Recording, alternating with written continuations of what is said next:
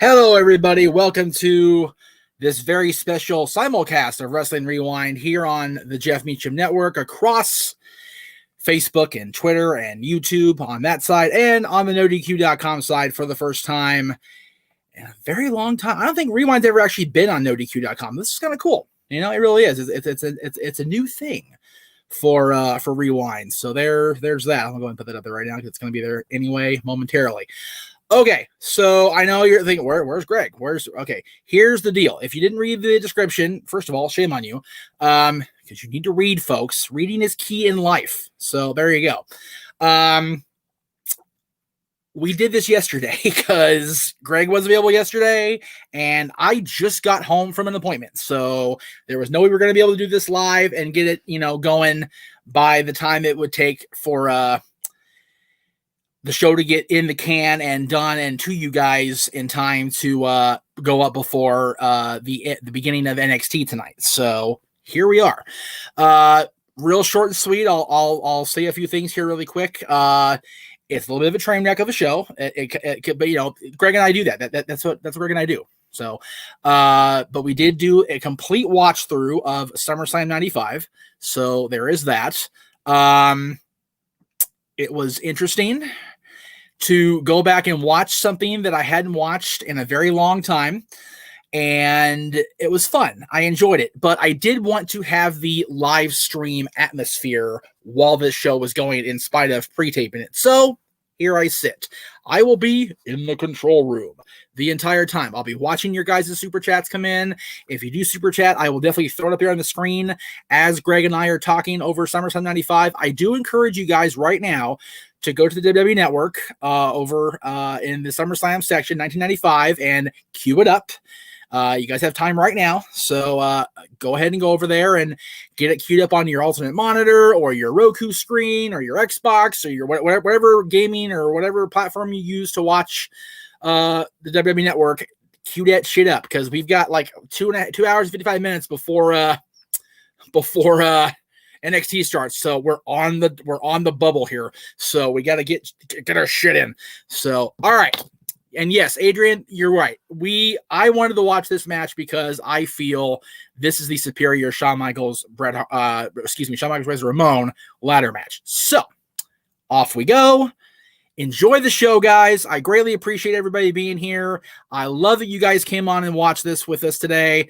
And do me a favor, send the chats in. I'll throw them up there. I'll comment on them after, and we'll get this party started. We'll have fun today, all right? So please enjoy it by all means. It was fun to do. That's for darn sure. So off we go.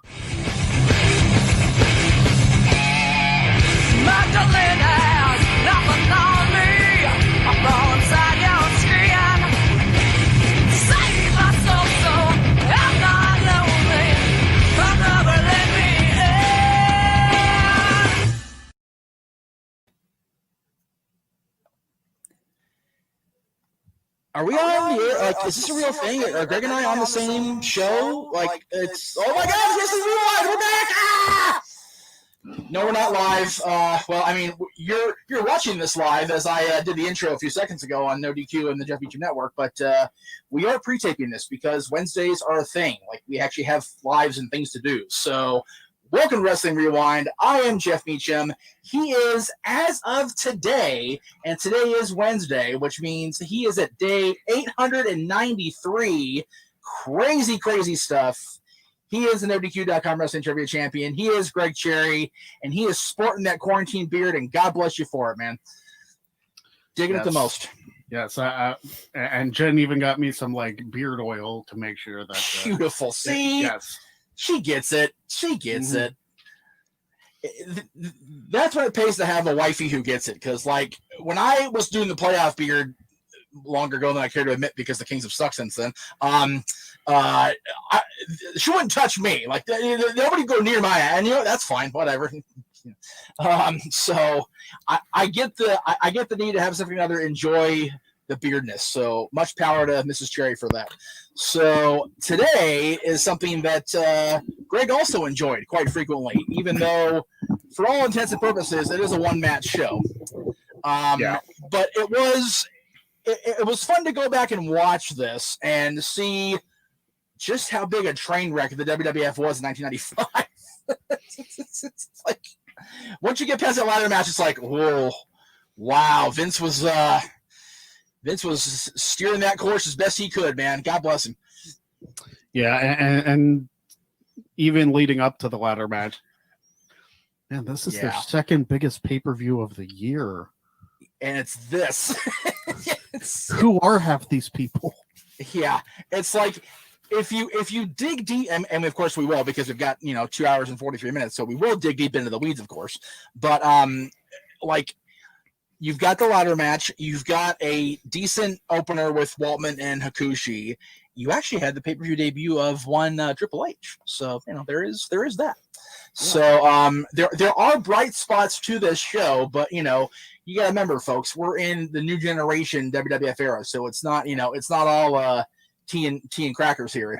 It's kind of a cluster. But you guys voted for it, so if you don't like it, that's your bad. It's simple as that. You guys chose one. So when we get to September and I give you a choice of Unforgivens, don't fuck up. Simple as that. Just don't do it. 2002, Jeff was there. Anyway, throwing it out there. Anyway, so if you don't have it queued up by now, if you haven't figured out by the opening and by the fact that we've been promoting this for a month or more, we're watching SummerSlam 1995, so you should have it queued up on your WWE network. We're starting at 0. We're not going to go to a match or whatever, so very simple. If you don't have it queued up, I'm going to encourage you to queue up as I intro the clip here, so go ahead and do that, and we will give you guys another few seconds. But like I said, we'll get into the meat and taters of it. But Greg was actually here for this show in Pittsburgh at the was this the Mellon, the Civic Arena? Was it also called the Mellon? Was this the one? Same building? It was the Civic Arena prior to it getting the name changed to the Mellon Arena. But yes, it is that arena. Same building. Okay. So this is the future home of Mick Foley's 16-foot fall. That's correct. So this building is strife with history in sports and entertainment, and of course, WWE is both. So we'll get into that right now. So let's hit it. 3, 2, 1, play. The World Wrestling Federation for over 50 years. There you go. The original WWF opening. Just good stuff here. And there's King Mabel. No, he's not the third man, despite what Meltzer will tell you. This could be one of those shows with Meltzer, I think, because the Mabel thing was so stupid, like beyond stupid. Like it was comical how much that actually was made a thing. Kingdom soon. Armageddon. Tonight, one man still suffering the shame. And there's Pettingill's voice. I love it. Yep. And yes, that is Kane you're seeing with the blonde hair, folks. It's gotta be Kane. It's gotta be Kane. And so technically, I was also there for Kane's pay-per-view debut, just not as Kane. Right? Yeah, I'm not. Yeah, I don't think Glenn Jacobs had a WWE pay-per-view. Unless it was a dark match or something, but But actually, on TV, pay-per-view televised, this is Glenn Jacobs' debut. I believe this is also because Kama was Papa Shango, so that's not true. Yeah.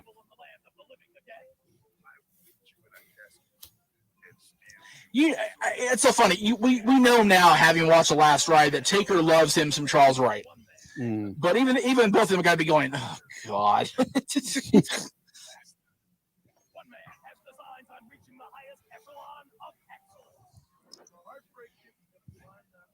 See, this is when Sean Babyface was still like, yeah, but I'm still an asshole. Just don't forget that. Yeah. I'm still a prick, even though I'm a babyface right now.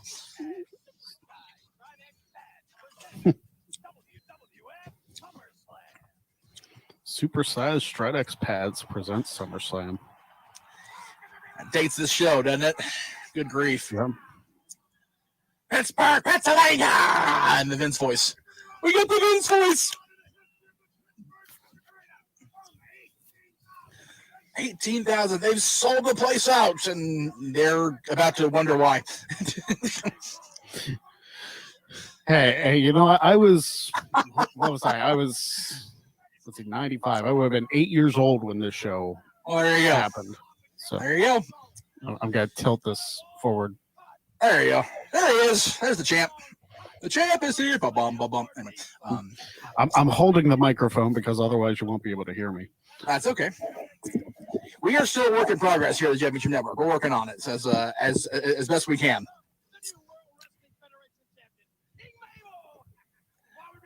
Can you imagine if Mabel would have won the championship here? People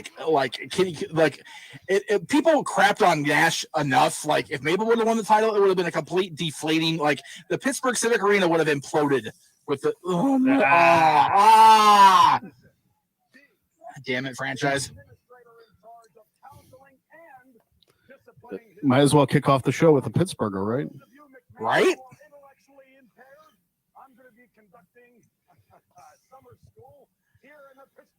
Oh God! I see this. I feel so bad for Shane when I see this. It's just like, oh man, so misused. 1, 2, 3, kid. Prior to the heel turn, just prior, pretty much. Yeah. Who's the ring announcer here? Do you remember? I have no idea. Like, I've never heard this voice. Yeah. I've watched this show multiple times. I'm like, who the hell is ringside? Because that guy? Yeah. It's nobody that I recognize, and Waltman almost screwed up. But yeah. Go ahead. If there was a contender for second best match of the night, it's probably this one. I would have to agree with that. Yeah, this is one of those things where, you know, you're not going to get a bad match out of Sean Waltman or Hakushi unless they're completely foobar on whatever substance. I got a close up of the announcer. I still have no idea. I know. Yeah, like it's not Fink. It's not the guy they used at WrestleMania 10. It's not Tony Chimmel. Not all of us are the same age, Zamazu. 37. Yeesh. Respect then. Hakushi, I think, was grossly underrated. Yeah. And here he is getting beat by Barry Horowitz. Which says everything about where they were going in 95. They had the perennial jobber beating people that, in theory, should have been, you know, rolling him up for breakfast, right? So it's, you know, I mean, I get the whole thing when he beat Candido the first time. I was like, oh my God, but they made a thing out of it. It was like, really? This is where we're going with Chris Candido. You know, now the WWE Universe is supposed to know this, but a former NWA World Heavyweight Champion. Yeah. You know, former, you know, future WWF Tag Team Champion, former Tag Champion elsewhere, and we're gonna have him lose to Barry Horowitz. Okay. And same with Hakushi. Again, this guy did not get, you know, near enough of a shake. I feel he did great things in ECW later, but in this country, he never really got, you know, too far off the ground. Yeah, which is a shame because he was very, very talented. Never got the whole draw on the tattoos thing. Like, it's like either do it or don't. Like, you know. But then again, he had face tattoos before Mike Tyson made it cool. That's true. So there you go.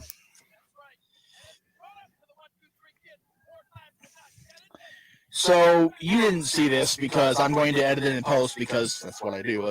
That's my job over here. But I did a little birthday thing. I'm doing that every day now, starting the channel, and I want to make sure you get a chance to wish birthdays to the people that you may or may not enjoy. So I'll throw it out there as they're getting ready to tie up here with Timmy White as the referee. Good old Tim White. Late of every time he's on .com, he gets shot or whatever. So there you go. Tim Horner, who is speaking of jobbers. Lillian Garcia's birthday is today. So happy birthday, Lillian. I'm not going to tell you all she is because that's just rude. If you're a fan of OVW, SCW, Chet Jablonski, everybody's going, who the hell? Look him up. He's good. He's a good kid. Percy Watson's birthday is today, so there you go. And one of our favorites here on this channel, the Velveteen Dream. Depending on who you ask. Well, as far as you and I, how about that? In light of recent allegations, maybe we should. Okay. Well, in the ring, talent wise, how about that? Okay, we'll go with that. Okay, we'll go with that. And then speaking of allegations, today's also President Clinton's birthday. So there you go. Yeah, so if they let Clinton off, then Right, exactly. That's right. If Clinton can live in D.C. and get away with this stuff, so can the Velveteen Dream. Damn it.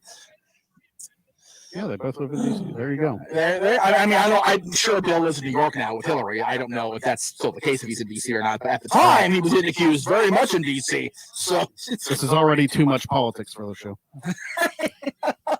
Well, I only put Clinton there because I put like an image of Clinton, and I put the President Clinton they use in WWF TV like 100 times next to him. So it's little ha-ha to start the show today. So, but I found it funny that Hillary appeared on the show, Obama appeared, like everybody appeared, but I don't think President Clinton actually appeared on WWF television, the real guy, which is so funny. Because if anybody was the WWF president, it definitely would have been Bill Clinton. Yeah. Surly man, Hakushi, so stern, so focused on business, which he should be. Yeah. You're facing Sean Waltman. You gotta have your shit together if you're gonna face 1-2-3 kid. I almost said X-Pac. Yeah. Not yet. Not yet. Almost there. He's getting there.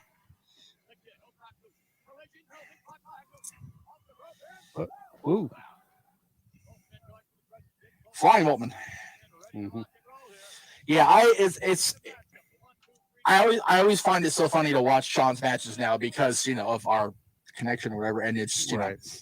My dad will watch it. Like I don't know if I was watching it with you or just watching it.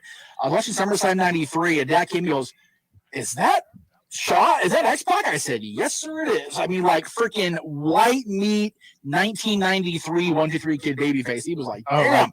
Like, was he still Lightning Kid or had he beat Razor at that point?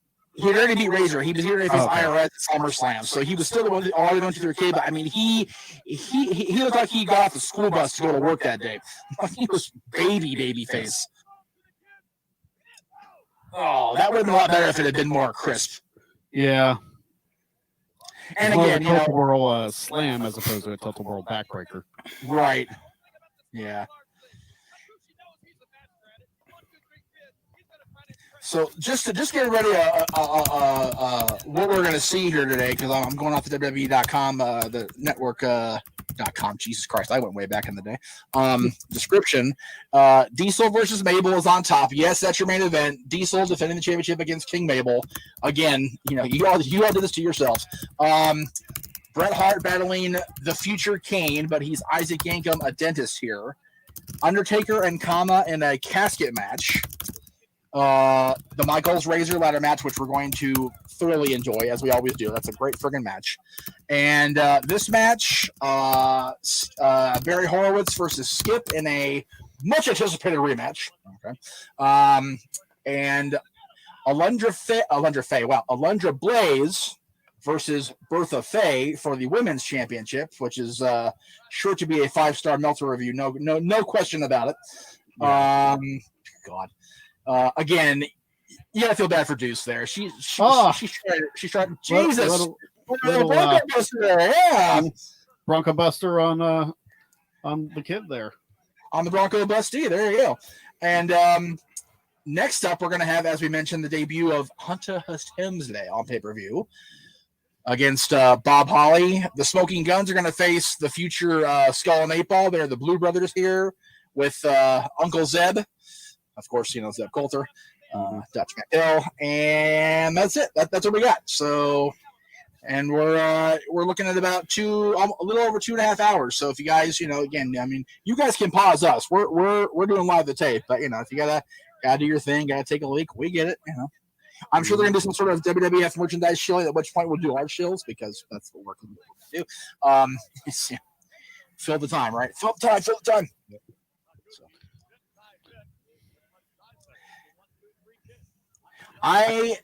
It shows like this. Go ahead. I'm sorry. I was gonna say, is it just me, or can I not hear Vince and the King whatsoever? I wonder if the volume on the thing is too low for you to hear. I have it at 100. Oh well, I mean, as far as are you listening to it through the feed here, or are you listening on your own? I'm listening. I think I'm listening to it through the. Right here. How's that?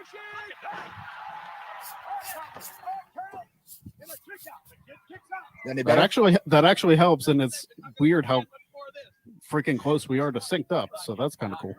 Well, you know what it is I've got it being fed into the feed, but I'm trying to not have it be too loud. That way we're not talking over it. But I want to be able to hear Vince and Jerry too. But let me see if I can. But it's also Vince and Jerry commentary, which is at best. Yeah, it's not near as loud as I wonder. Okay, now if I do this again, we're all trying this shit. Jesus. He's gonna do more here. Yeah. Oh my God. There we go. Jesus. There we go. This is picking up now. Here we go. So if I do that, can you still hear the audio of the stuff through my feed here? No, you can't. I can't. Okay. No, I can't. No. Okay. If you can hear it on your end, then that's good because I realize that if I have their audio through our feed, we're gonna get copyright pinged. Yeah. So I wonder why I can't hear it. I wonder if your levels are off on your sync up. Oh man. Possibly. Now I can't hear anything. Oh geez. Can you not hear me either? No, I can hear you. Oh, okay, good. Well, that's the most important thing, damn it. So, because I'm selfish and vain like that. So, that's why. Ugh. There we go.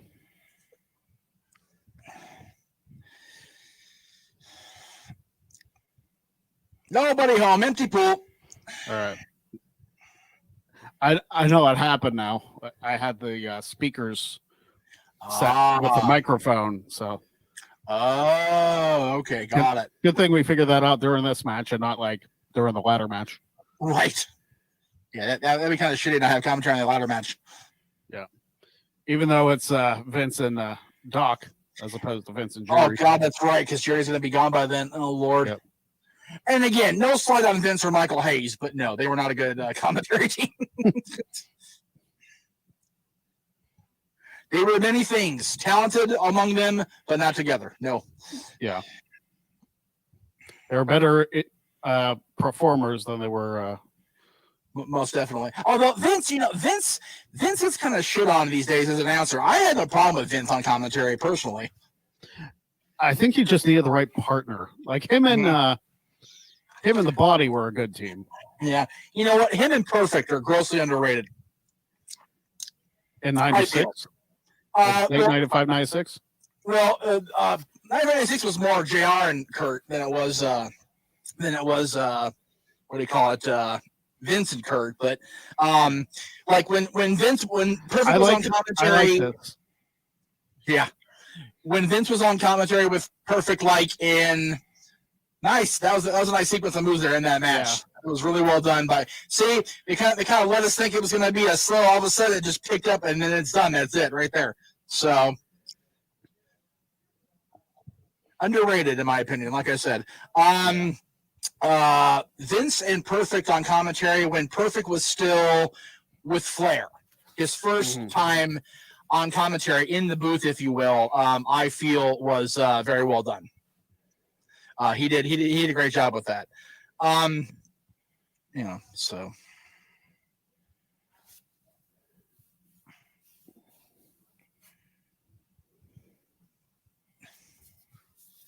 I'm trying to figure out who the ring announcer is.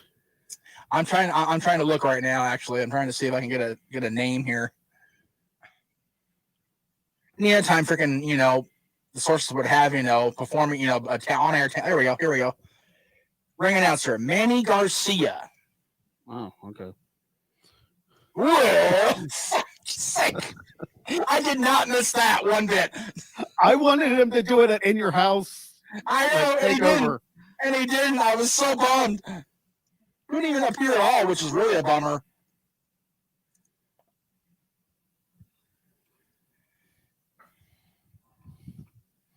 Oh, Jesus. Nope.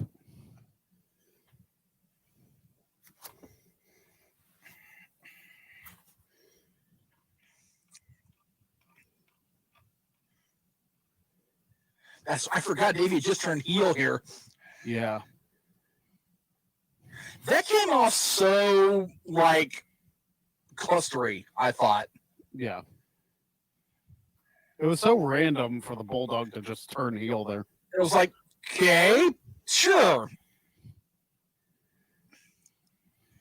Trying to get up this car so I can see what the ratings were for these matches, because again, do we really give it give a poop what Dave said? No, but I'm just morbidly curious how these matches were rated.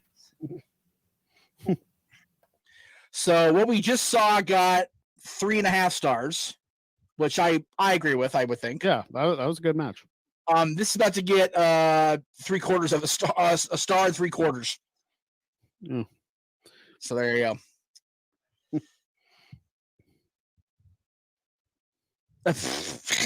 Jesus.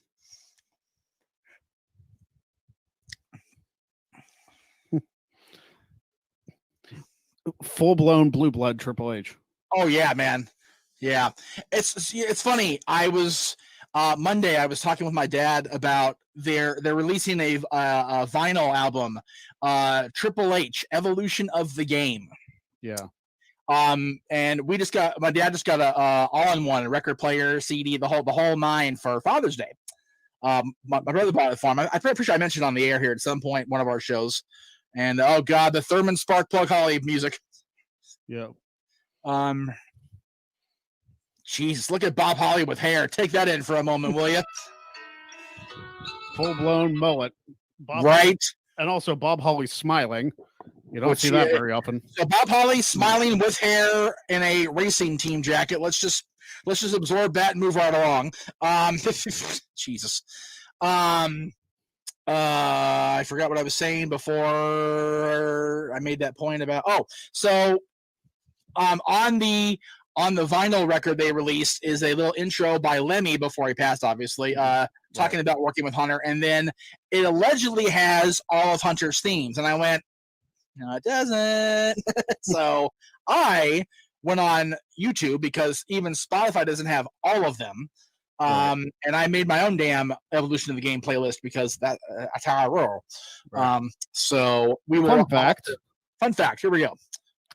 Both of these men competed in world title matches at the 2004 Rumble. Yes. One defending, one, well, not.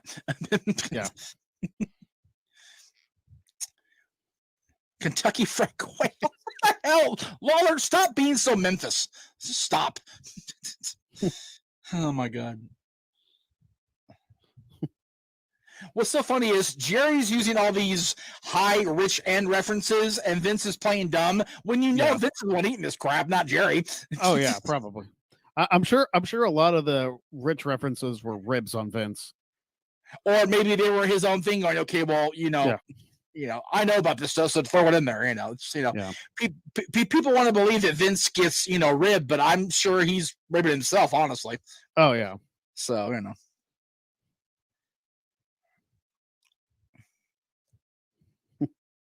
So, okay. I don't know if it's the length of the match or whatever it is, but Meltzer's going to give this one 1 3/4 stars. Yeah. The next match with the Smoking Guns against the Blue Brothers is going to get 1 1/4 stars. So you're going to tell me that the next match is only 0.5 star worse than this match. I want you guys to tell me when we're done with both those matches if Meltzer is on his game there. Because I remember he might have been like not so good, and this one isn't that bad. I mean, it's Bob Holly before Bob Holly, right? So I get it. Yeah. But and Hunter hadn't hit his groove yet, but I feel they were way better than the tag match.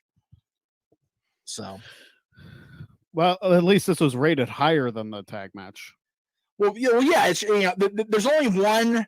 There's only one. Well, there's two now. I look at there's two. There's two matches that don't get even a full star on this show, and I'll give you 3 guesses, and the first one doesn't even count. Okay. The women's title match. Yep. What's the other match that got less than a star? Less than a full star. How about that? I can't imagine it's Horowitz and Skip. No, they actually got a decent rating for that one, believe it or not. I mean, it was a decent match. Actually, it was, yeah. Like looking back, I enjoyed that match. Yeah. What the And heck else honestly, was on the card? And honestly, not to spoil, the Horowitz Candido match is longer than the next two almost combined. Because this one and the tag match are just over 13 minutes. Horowitz and Candido go 11 and a half. So, the actual other match that goes below a star is the main event. I guess that makes sense. Half a star.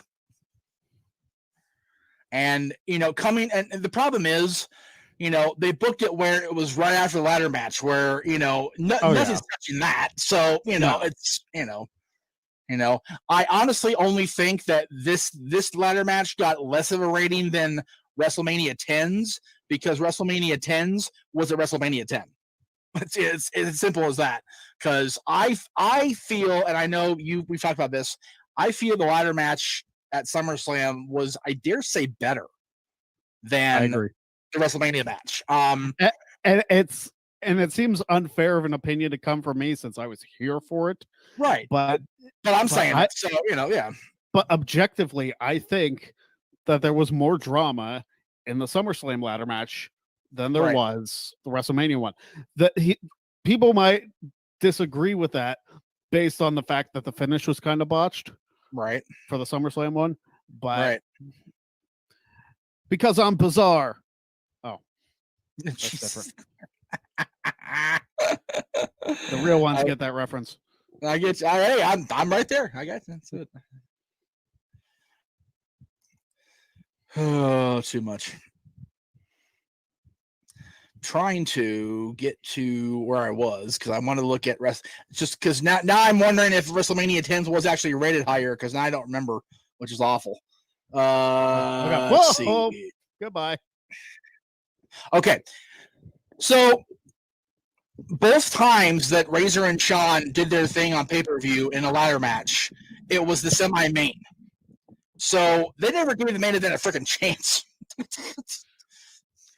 And yes, the WrestleMania 10 was 5 stars.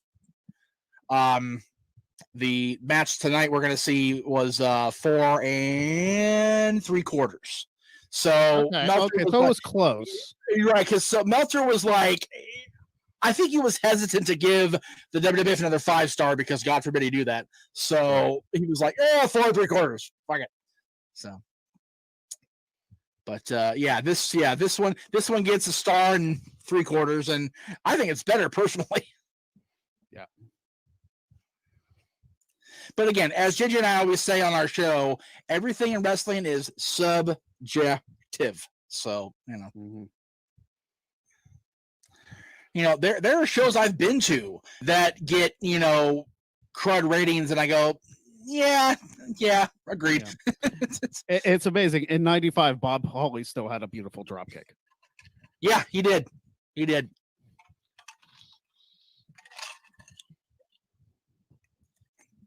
This back in Pedigree was more like a pile driver. Yeah. Well, the first time he did, because apparently Marty Garner, who was the recipient of that move, yes, thought it was like a suplex, which is why he jumped. Right. He learned very quickly, no, that was not a suplex. No, that'd be a spike pile driver. Thanks to that, Marty. Good job. So yeah. Not a good look. No. Not for nothing. Has Hunter ever been in bad shape? Like, really? Jesus. This guy's just freaking taking care of himself. Another beautiful drop kick, just kind of thrown in there. Jeez. Oh, Bob's got a hardcore in his attitude. Oh, wait. Yep. Yeah, it is funny that you think 8.5 years later, they're both in the title match at the Rumble. Oh, there you go. This is going to be bombastic. Oh, jeez. And then Bodacious is the next match. Yeah, that's true. It was good. I crapped on them not including every Hunter theme. I forgot. The one after this, they don't own that. Yeah, so they can't use it. They can't market it as their own, right? And then the other one they didn't use, I noticed, was is that not in the public domain? I don't think it is. I'm not sure though. And then of course, the Run DMC song, which I'm sure Run DMC was like, nope, you can't. Sorry. Yeah. But you can't even find that on like Amazon Music or anything. No, like I had to go to YouTube and I had to dig even then to find a decent, like the music video, because it was a pain in the ass to find, but I found it. Yeah. The good old Gateway Clipper. That's it. Pittsburgh Mayor, Top Mayor Murphy. There you go. And Bam Bam. Babyface Bam Bam. Take that in, folks. Babyface Bam Bam, who is still not in the Hall of Fame. What the hell? What the hell is that nonsense? Savio Vega, who celebrated a birthday last Monday on Talk Wrestling, I mentioned. Tug of war on a boat. There's a good idea.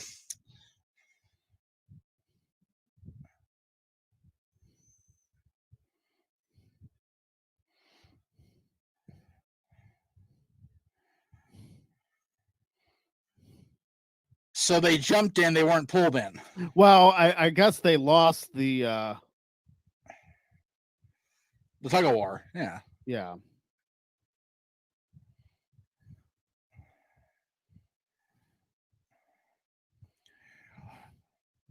I bet you both are rated 5 stars. Anyway, maybe not though.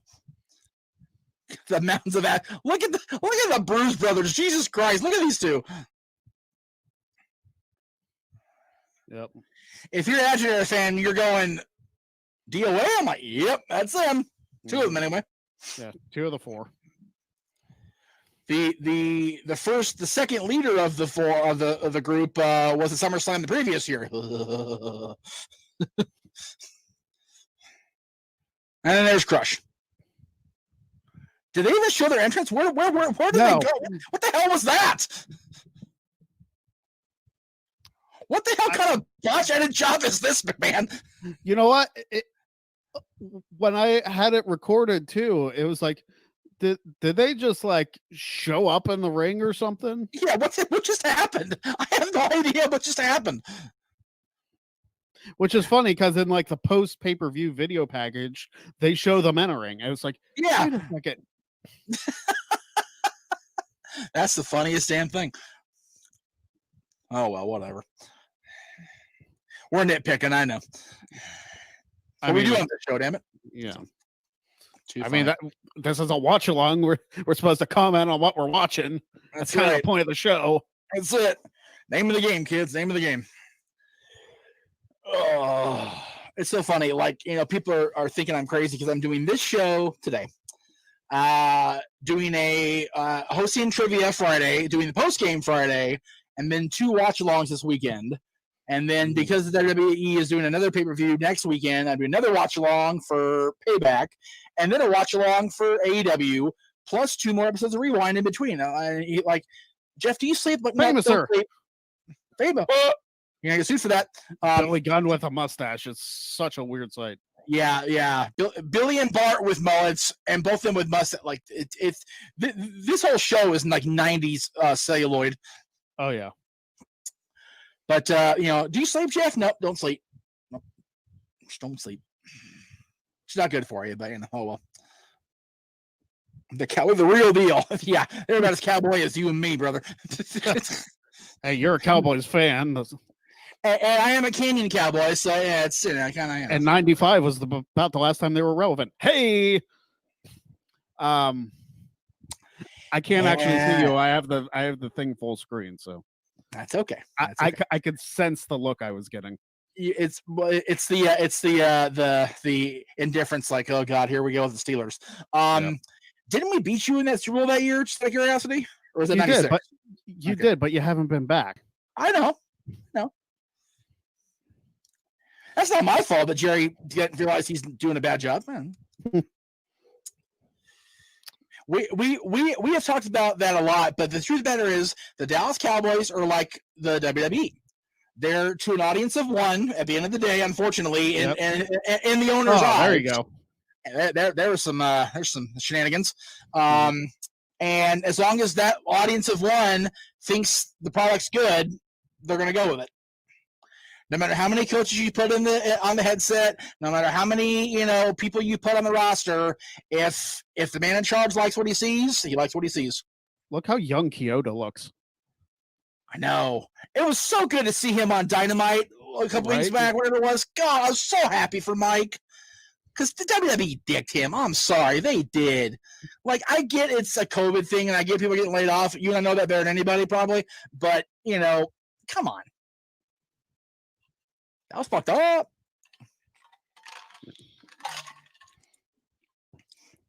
Is it weird that we're watching Stanley Cup hockey right now? Like, isn't that the weirdest thing of all time? In August? Yeah. In August. It's just like, what? Well, I'm not anymore. Well, you're not because, yeah. I'm watching because it's hockey, so, Right. Yeah, you didn't have a team in it to begin with, so. Nah. Well, I do if you count my best friend's team I'm rooting for, which, I haven't watched yesterday's game yet, so I don't know if, so we'll see. I mean, even if they lost, it's a best of 7. Spoiler, so. Vegas won. Go Knights, go. They didn't. They blew it, so damn Blackhawks. Yeah, I've got my female best friend's team against my old male best friend Lee's team. I'm like, I have conflicts. Yeah. I have issues. I swear, if it's ever Vegas and Pittsburgh in the finals, I'm hiding. Like I'm going underground for a week. I'm going away. I'm not dealing with it. I'm not processing it. It's over. You don't have to worry about that this year. Well, no, not this year, but I just love our Kings fans. Who are you? Who's like that one pick we get number 2 is not going to put the Stanley Cup in our hands next summer. It's not going to happen. Breathe. Like we have a whole roster that needs to get their heads at their ass. Much like a lot of sports teams right now, because they're still going being locked up for 4 months. So some of them longer because they're still not playing. So yeah. I wonder how those 7 teams in the NHL felt. Well, we're going to let more teams in, but you 7 really suck.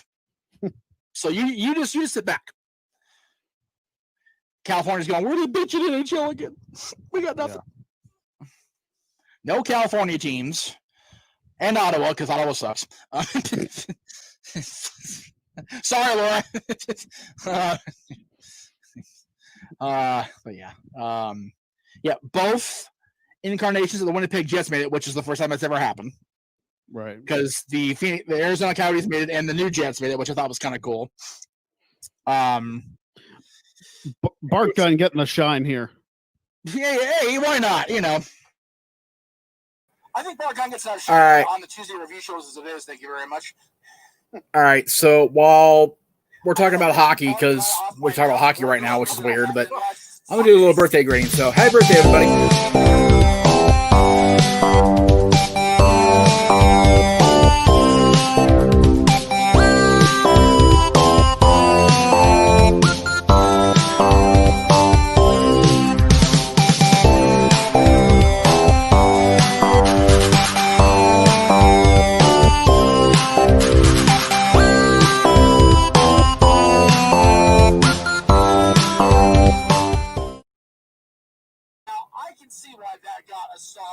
But I thought the previous match was way better.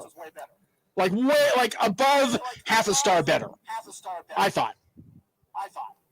Yeah. Clearly everybody involved in that would have better matches in later years. Large. Right. In later years. Yeah. Right. Sidewinder, Jesus. Oh my God! Is this not gimmicky? And it's again 90s WWF celluloid right here. Here it is. This whole show. Oh, knocked over the rail. Oh, that's what it was. They didn't want to show that. That's what it was. They didn't want to show that.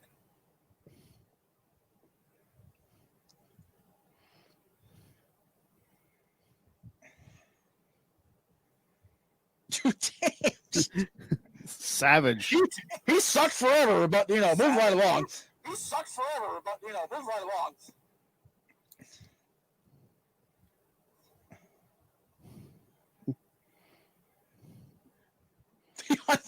It's so dramatic. It's like Jesus.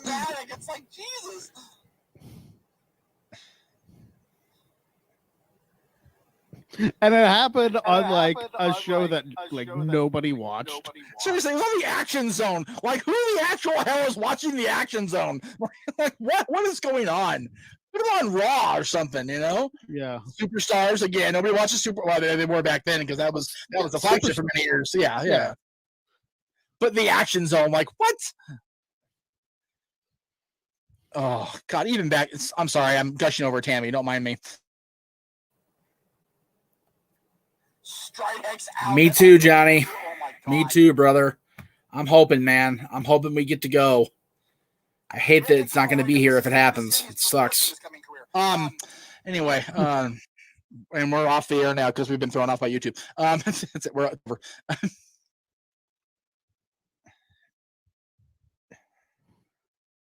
Horrible wits. That was the greatest thing that ever came out of anybody's lips on that during that era was horrible wits. I love that. Yeah.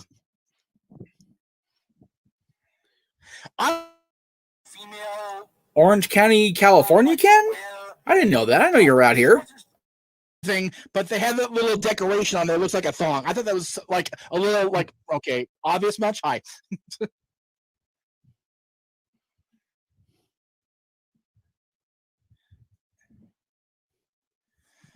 Oh, jeez.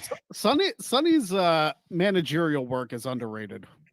I agree. I think before she, you know, and yeah, the Hava Nagila remix, take it in. That's it. There you go. And that outfit by Barry too. Let's undersell the outfit here by Barry Horowitz. Yeah. Jesus. Yeah, I think if you've only seen Tammy Sitch, Sunny, whatever, as the sex symbol, doing the modeling, doing the catfight or whatever, you're missing out. Because Tammy Sitch in Smoky Mountain and early Sunny before she became the sex pot, I think was very, very talented. Little boss man move right there. There you go.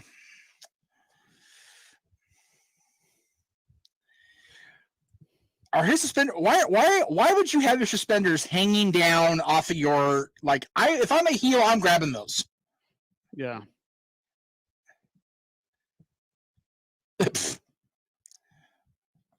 Lawler with a dad joke. Yeah. All right, he's taking them off. Okay, I was gonna say that. Yeah. I'd be like, yeah, I'd, like right away. Even though Henry looks young, he was already in the company for 10 years by this, almost 10 years by this point. Yeah. Well, okay, not 10, 7.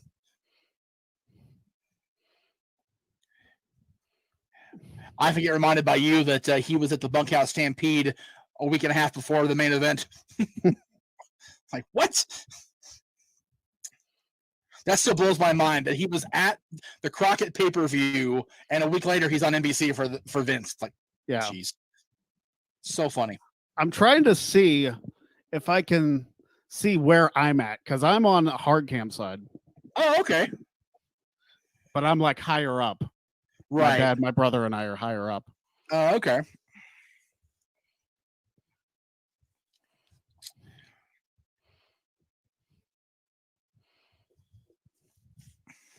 Oh my God! Oh, wow! That wouldn't happen now. Yeah. Well, she getting away. Damn! Look at Tam. Hell, hi. Okay.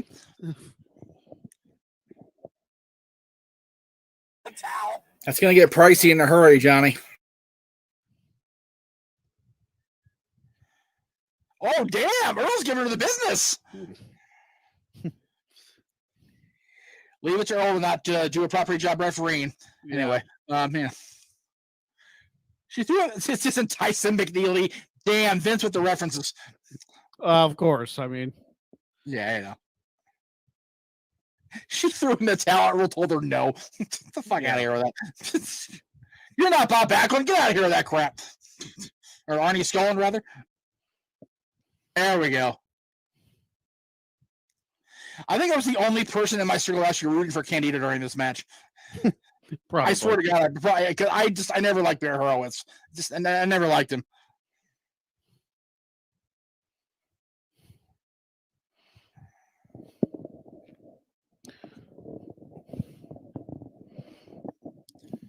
Oh, jeez. Nice suplex there. There you Yeah. go. It's so funny when you really break this down, like really cut this thing apart.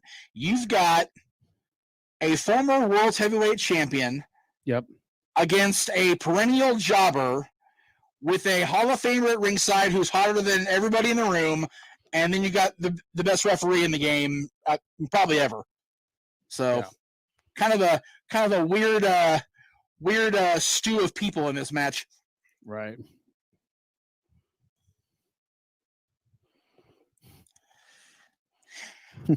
It's funny. You know, we kind of joked about Tammy's later dealings in media.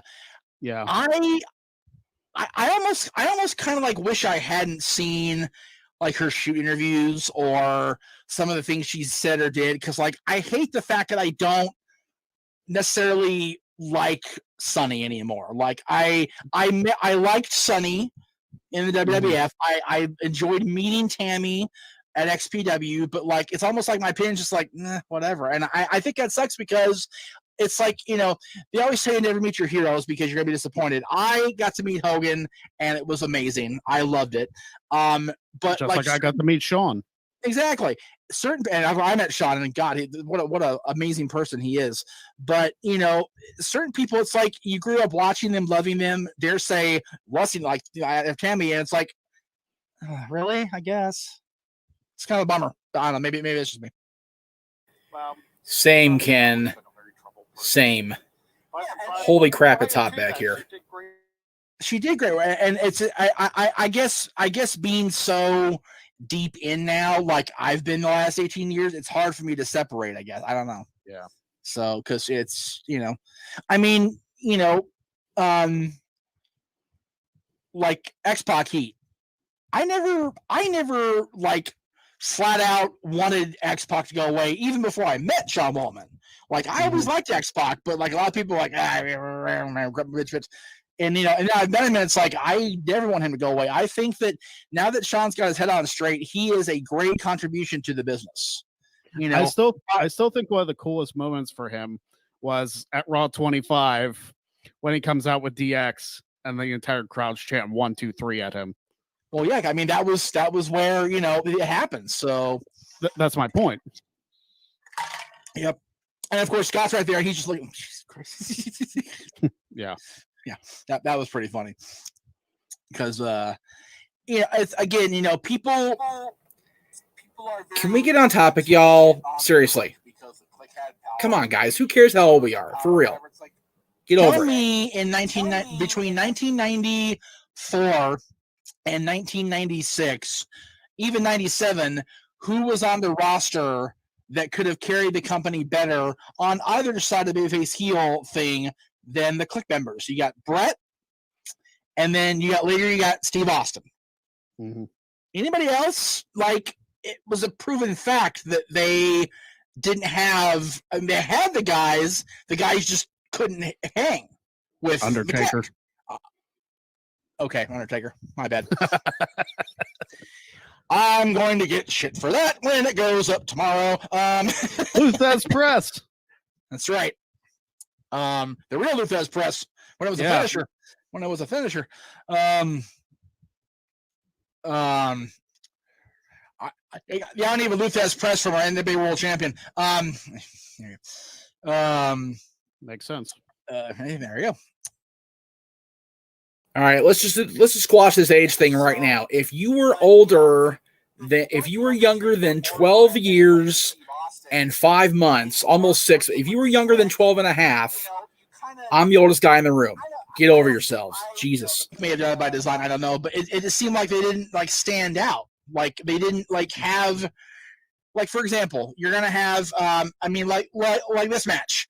People, I mean, it's well known that the Click, you know, crapped on Candido. Yeah. But he's still getting showcased. He's still getting, he's going to lose, lose Horowitz earlier in the month and whatever. But, you know, he's still getting TV time. He's still getting the rub from television exposure. So, you know, I think I've always thought that if you're talented enough, you can overcome the perceived office pushed down. Yeah. So, and to be fair to Chris, once Sean and Tammy started hanging out more often, he was kind of doomed. So.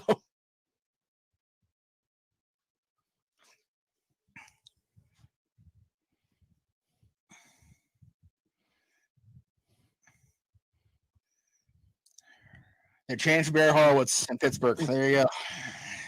Yep. So this year, 1995, the NHL's on a lockout. There is no Stanley Cup champions. So the last champions were I believe the Rangers, which is scary. Yeah, Penguins hadn't won Penguins a championship in 92.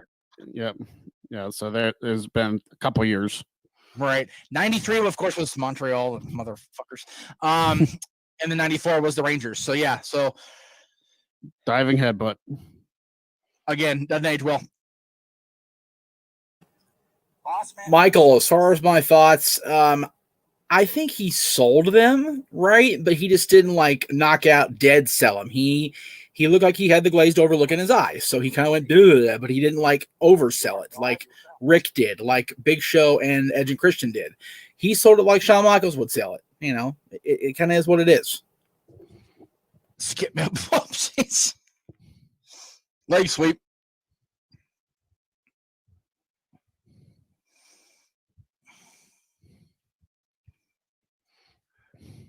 Another nice drop kicks. Yeah. Drop kicks are the thing on SummerSlam in 95. Yeah, apparently. What's going to come to memo? Drop kicks tonight, pal. Drop kicks. Even you, Mabel.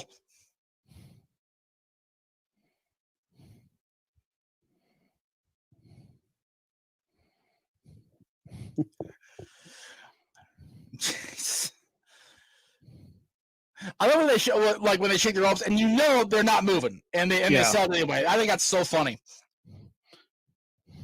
It's like, oh, geez. Oh, here we go.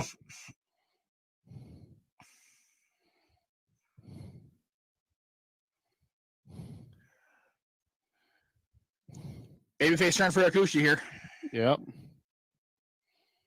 Spoiler alert. Sorry about that.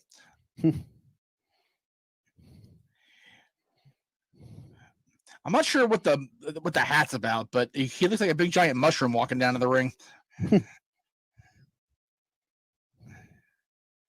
He's gonna whoop that ass. That's what he's gonna do.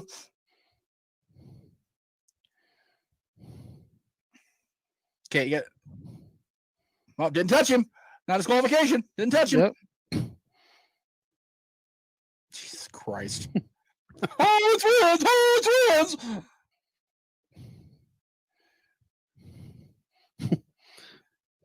Barry Horowitz gets a pay-per-view victory.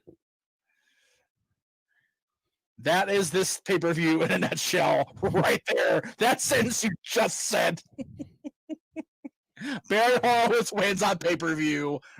Yeah. And it was actually a good match, which is even funnier. Yeah. I mean, 3 stars. Yeah. Hey, 3 stars. Hell, why not? This is actually the 3rd highest rated match on the show. I believe it. It was that, then the first match, and then the ladder match. Now, does he touch him at all? Doesn't touch him. Nope, not once. Yep.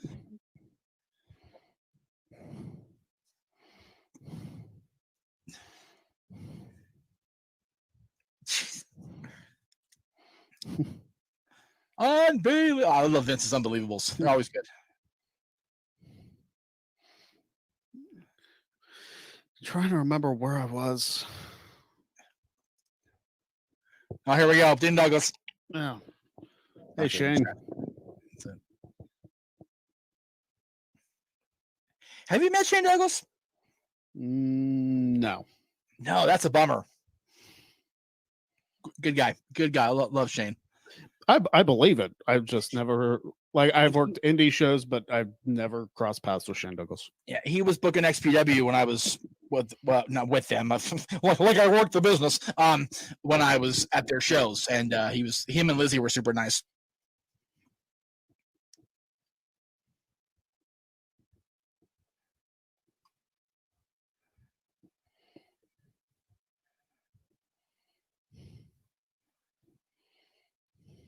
Vivify.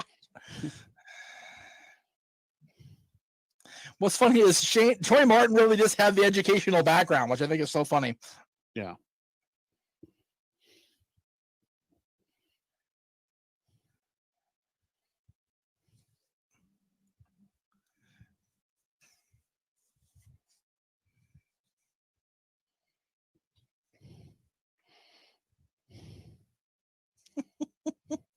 Probably not track this, just not talking over it, but I don't want to get in trouble. But it's just funny. It's just you can hear it in his voice, like I want to swear. I want to swear so bad. Oh man. Another guy who, had he not made so many enemies along the way, could have been one of the greats.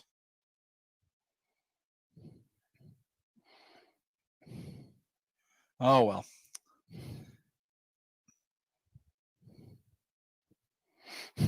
Top 10, yo, I don't want to get so we're going to I'm in charge here, damn it. And this is going, really? That's why, as far as WWF lore, Pettingill's more over than Shane Douglas. That's right. Now you come to me, mother. I'm in charge right now. It's still the funniest damn thing to me that during this ladder match at WrestleMania, when Shawn did the big splash off the top rope. Yeah. Hang on, track it. A matchup. We've seen a Razor Ramon totally focused. We've kind of seen him throw friendship out the window here. He said he's going to take this belt away. First of all, it is impossible to prepare for a match like this, and there is no more grueling match in the World Wrestling Federation than a ladder match. And there's only two cats in the World Wrestling Federation that can do it. And that's Razor Ramon and the Heartbreak Kid. And you know something? For over a year, this has been eating me. Okay, well, since you can't hear Sean talking, I tried to track the thing. Here's the deal, guys. I'm like, this is a bad show. Like, I'm not enjoying watching it back like I thought I would, and having you guys here.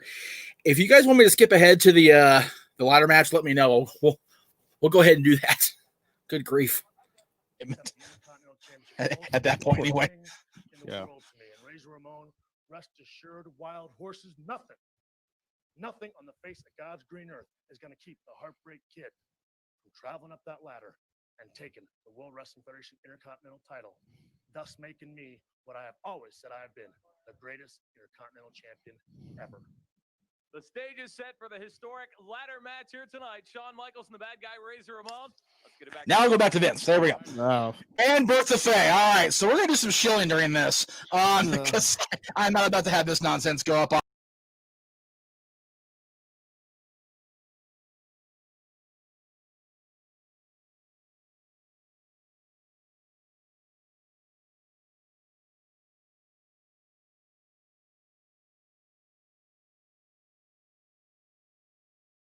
Everybody's going, wait, what? It's really, look it up.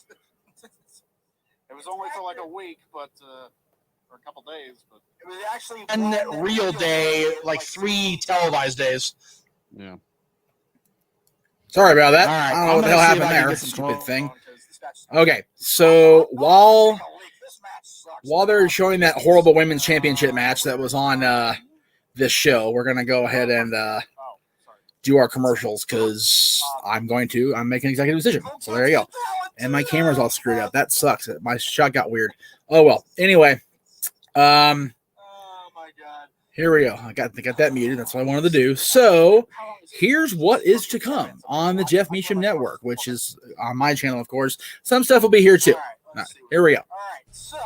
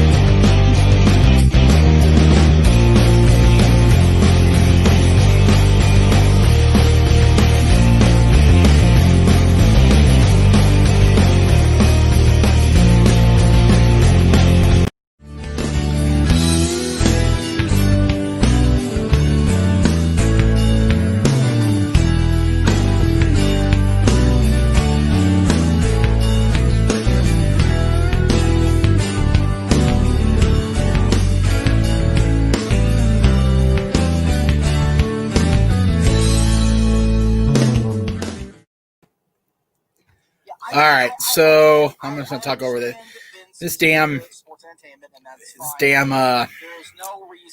women's championship match. I can't stand making you guys listen to our commentary over, let alone watch it again. If you're watching on the network, God bless you. You do what you need to do.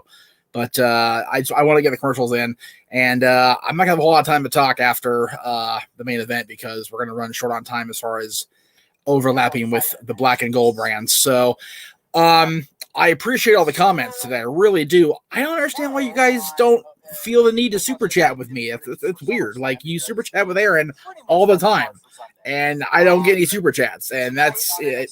The whole point of asking Aaron to simulcast here was to get a little money generated, to get a little money flowing. So I feel like kind of an asshole, kind of an idiot. So thanks, guys. But you know, what are you gonna do? Again, as you saw in the commercial portion of our show, the advertisement portion of our show, both channels are doing prediction shows for NXT tomorrow.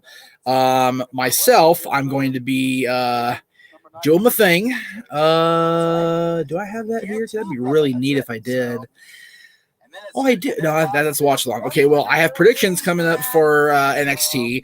I already have predictions up for Summerslam, which went up yesterday. So if you guys saw that, thank you. It's also on Anchor, as is Talk Wrestling this week. This show will probably not make Anchor because it's a complete freaking train wreck, and I don't really feel like, making money off this as far as the audio side. But this weekend, on the video side, as far as my channel, we'll have live watch-alongs of both NXT TakeOver and SummerSlam 2020. So we got those coming up. I'm going to enjoy myself. I'm going to have a great old time. And Aaron will be back with recaps of both those shows tomorrow. Not tomorrow, the same night as the shows. So there you go. It's going to be fun. Let's see here.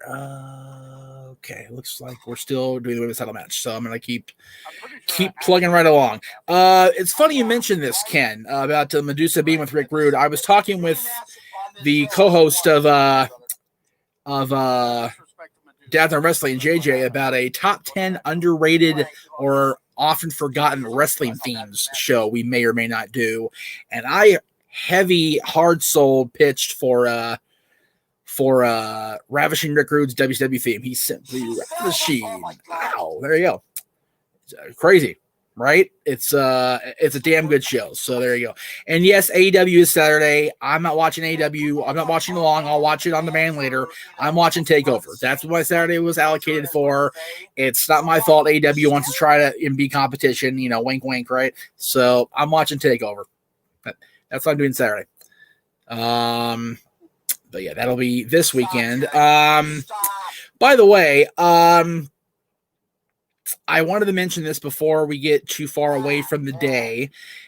If rumor and innuendo is to be believed, Renee Young is finishing up this weekend, and that sucks. I love me some Renee Young, and she was so wonderful to me at Booker T's event.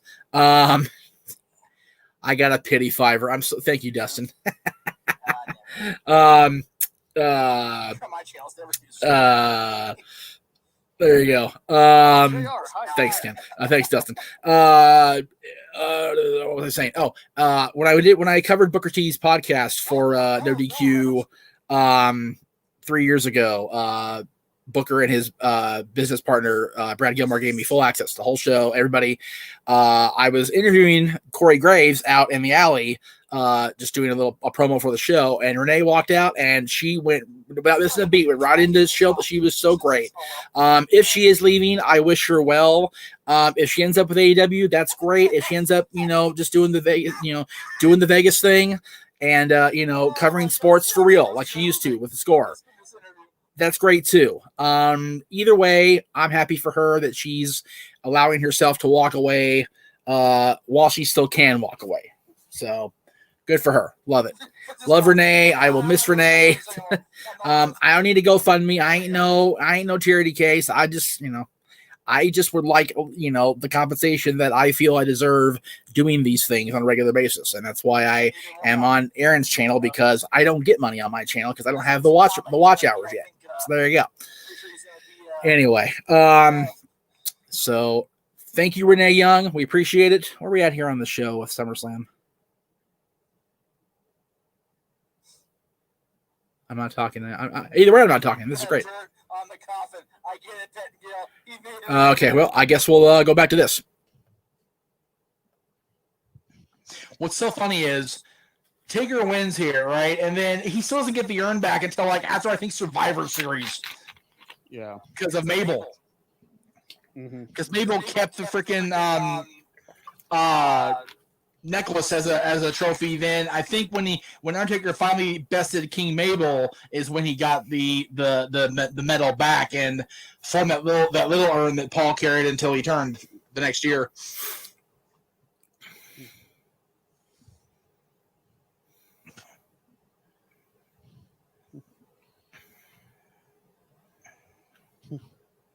See, this is so I love the Undertaker, but it's so bad.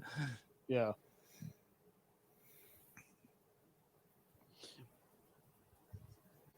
I mean, the 95 ring was pretty freaking stiff, so. Yes, it was.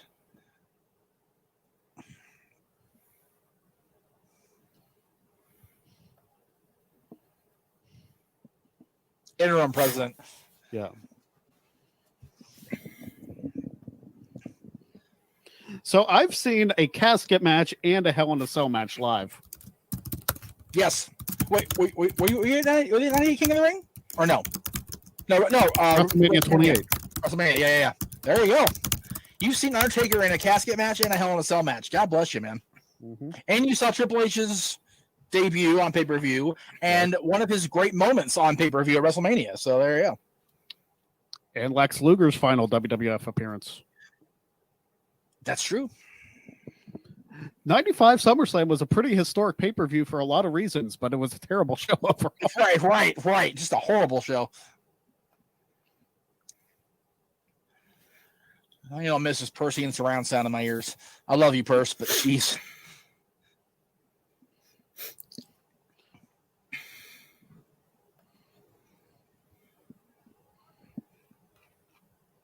Come on. This time, making. Oh, sorry.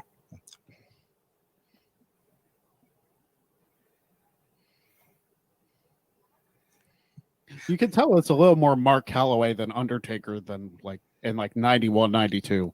Right. Yeah. He's like, he's talking like, I'm gonna whoop your ass right now. Yeah. I think the whole thing with Yokozuna really turned a corner for the character presentation, because when he came back, he was still the mystical dark side guy, but his promos were much more like you hear more of Mark because he was actually talking. Before that, it was mainly Paul talking. So, you know. And also, you know, we can hear it better now looking back 25 years because we've had the advantage of watching the last ride and hearing his perspective on everything. So, you know, we can hear things better. You know, hindsight's 2020, but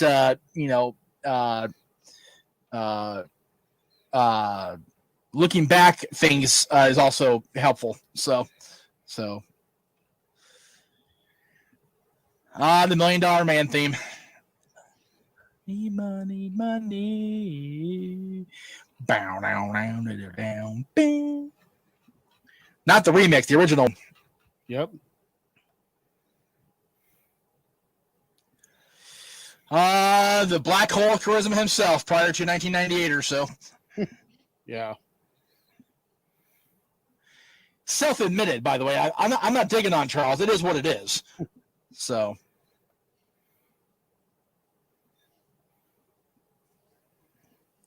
It's not pop. Jesus Christ, you guys blew off him. Yeah. How cool was this 8 years old, right? Mm-hmm. Man, oh man. It's funny. I never saw The Undertaker as the dead man until shit. It had to be post 2005. Yeah. Because the first show I went, well, okay, you know what? Okay, I'm sorry. Take that back. I did see a body bag match in 91, but I didn't get the whole arena presentation with the smoke and the blue and the whole thing until much, much later. But this is if you guys never got to see this kind of entrance from Undertaker, I regret that for you. I really do. It is a wonder. And I got to see it not only here, but I got to see it at a house show. I also got to see him during his 97 reign as WWF champion. Oh, there you go. So like the week, like 6 days before that SummerSlam. Oh, wow. And that was kind of cool. Yeah. Yeah, that he was arguably at his best. In a time when the WWF wasn't at their best, he was at his best, I think, in that reign. Or at least at the time. He's been great off and on quite a bit. But yeah, the vivid memory I have of The Undertaker with the big entrance and the music and everything was, of course, WrestleMania 24 against Edge. But goosebumps. Sitting here in my 100-degree house, I'm getting the goosebumps. It's the weirdest damn thing. And it only happens with him. Like nobody else that I associate with. There's Chemmel. Did you say it? I did. There's the double wide, double deep. Yep.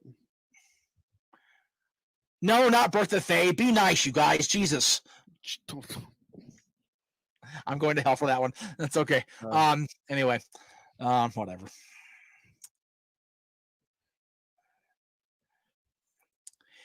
I don't know. Like, was it me or was the subtle moving away from DiBiase wearing the Bobby Heenan type manager stuff for more traditional suits a bummer? Like, I miss freaking extravagant wear DiBiase. Yeah. Like wearing the dollar signs on the yeah. Like when he first became a manager, he was still wearing the dollar sign suit jackets and everything, and it was like, okay, it's still DiBiase, we got it. Yeah. But now it's like as he moved toward closer to his departure, he just started wearing like I mean, still better suits than I got, but it's still more general suits. It's like that's not really the $1 Million Man. Mm-hmm. Now, WCW, I get not wearing it because, trademark infringements are a bitch, but, between 94 and 96, why not? Mm. And then weirdly in WCW, he turned babyface. That was the weirdest thing ever. But you know what? But like he even said, once Eric Bischoff made himself that mouthpiece, what was there for Ted to do? Like, really? Ted was brought in to do that. And Eric went, I got it. And it's like, okay,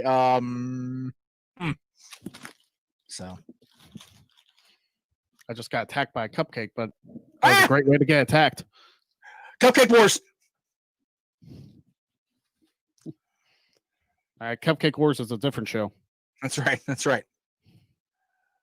FoodNetwork.com. Look into it. No, they're not paying me. Are you kidding me? If you think Food Network was paying me, I'd have this kind of setup. Come on.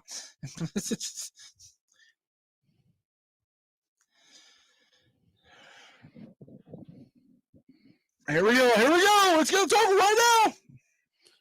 Casket cam. Casket cam. Whoa, it is the casket cam. Whoa, look at Kama's face.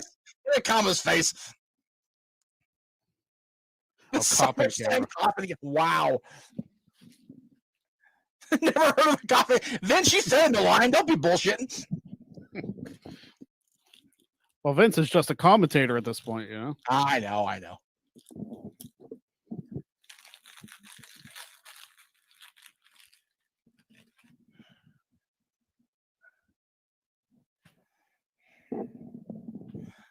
I'm getting a spam email message on Facebook. Wow. This will be fun.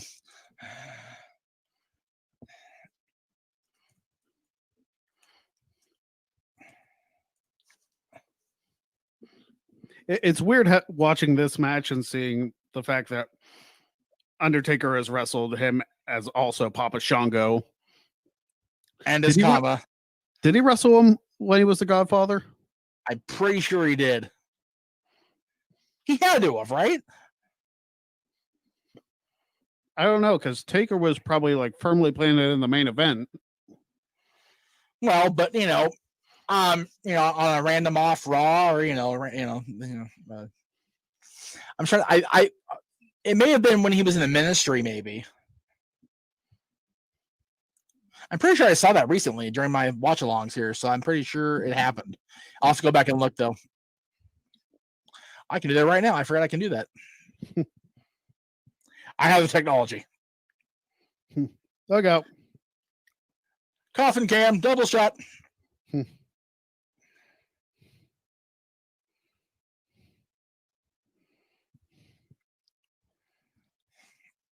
Apparently on Sunday Night Heat. Oh, there you go.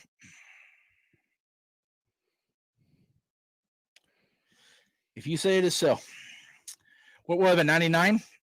98. Okay, well, shit. There you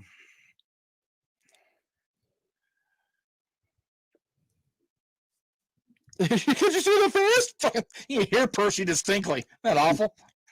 I'm trying to think if also Taker wrestled Charles Wright when he was Nation of Domination, right. Yeah, I'm so looking there.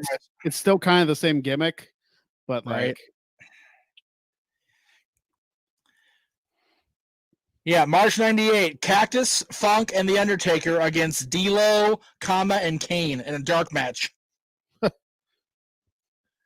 there you go. Undertaker's wrestled every Charles Wright gimmick ever. in WWE, anyway. Yeah.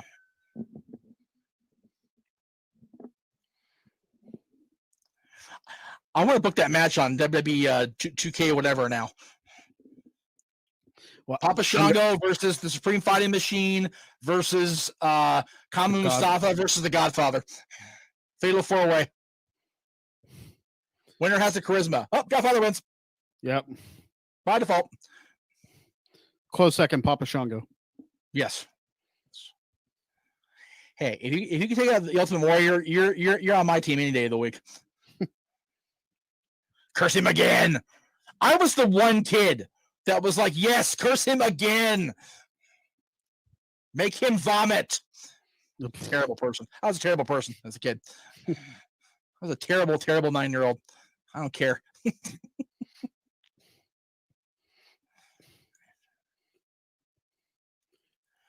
How were you on Shango's side after he attacked Hogan at WrestleMania 8? Because Hogan was gone. I don't give a shit. He wasn't gone at WrestleMania 8. After WrestleMania 8, he was. Yeah, but then he came back. In 93, and he wasn't Papa Shango no more. Just because the Warrior saved Hulk doesn't mean I gotta like the Warrior. The Warrior, I didn't mean the Warrior. I meant Shango. Right, but what I'm saying is, I didn't like the Warrior when he came back. Oh, okay. And so when Papa Shango, yeah, please get him again. Put that black goop on his head. Whatever, I don't care. Yeah, I have never liked the Ultimate Warrior. I never got it. Like I wasn't one of the Warriors. It wasn't, well, bro, Paul's got the jacket off. Here we go. It's on now. Paul Bear versus Ted DiBiase. Oh, jeez. Paul Bear's just taking. Percy's just swinging. Yeah, Jack Stone got her small ass whooped just now. Get the hell out of here, Jack Stone. Jack Stone's going, fuck's sake, Percy, relax. It's make-believe, Percy, relax. Bill Mooney, hey, shh, easy. Man, Paul was fired up. That was awesome. Yeah.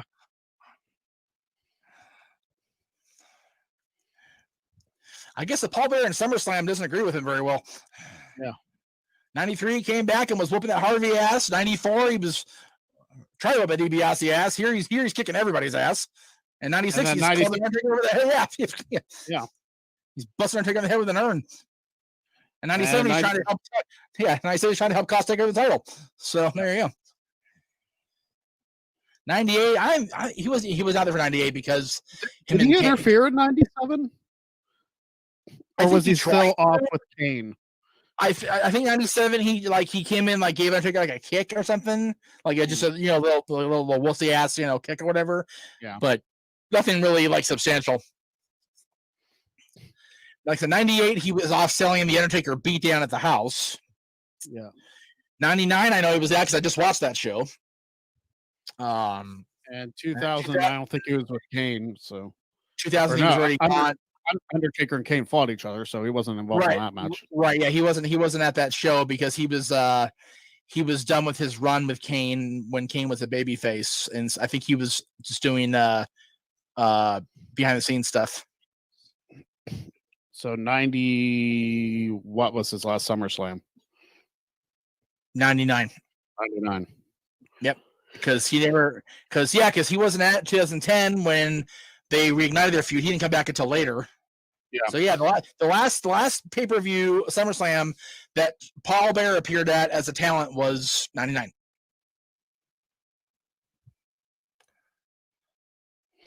How is that casket? I mean, like, I get it's enforced, but damn, that's a couple of 300 pounders.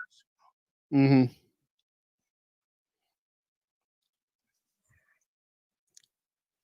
I hate that guy. Lawler's just such a he's such a heel. I hate that guy. Yeah. Now, see, I understand the booking here because this is before the Bret Hart Isaac Yankem match, because like this is like a hot match. Then you have a cool down, but then you get the ladder match. Like, how are you gonna have the cool down match and ladder match be the main event? Yeah. Like, I would put the ladder match at before this. Maybe. Oh no, well, I would have done ladder match. This Bret Hart, Isaac Yankem for the cool people off, and then Diesel, Mabel. Yeah. And then the freaking birthday match can just be gone. Just no, stop, go away. There were a lot of bad booking decisions made in 1995. Yeah. Bertha Faye being the champion has got to be the top 2 or 3. Honestly, I'm not out being of all of 95. Yeah, I'm not being like Jeff Meacham. I'm dead serious when I say that. I think that making Bertha Faye the women's champion, top 5, I'll say top 5 worst decisions in '95. Was he just doing a flare stream? Yeah, I believe he was. He did, Ken. Stand by. It's coming. Seriously, Percy was all riled up, and I like you always say on the other podcast I listen to, red ass Paul Bearer is the best Paul Bearer. I'm all about it.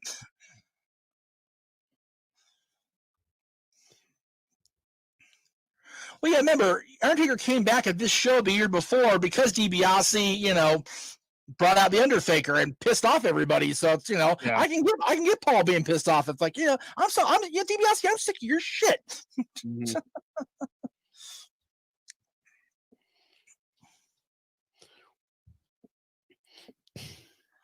The Igloo, there we go. That's what I was trying to say. The Igloo. Yep. Earlier when we first started, the Igloo.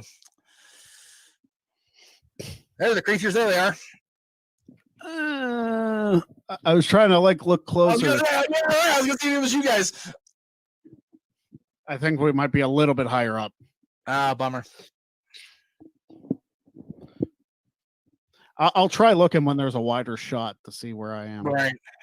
It's not exactly like we can pause. It's a watch along. Well, but what you could do is on your phone, maybe see if you can get a wide shot and screen cap it or a screenshot it and then send it. I'll put it up on the thing. Yeah. There he is. There's our little champion to be. I'd be better off looking for my dad and then Right. Yeah, there he is, the man who's going to be in a 93 Chase champion one day. Yeah. There you go. It's funny. The longest streak in the business. It's funny. They talked about, they just posted a thing about how Bayley's been women's champion for over 300 days. And I was so tempted to reply to that. 300 days. That's so cute. Yeah, so 300 days. Hold my beer. Hold my sweet tea. There you go. Yeah, sorry, you don't drink. That's true.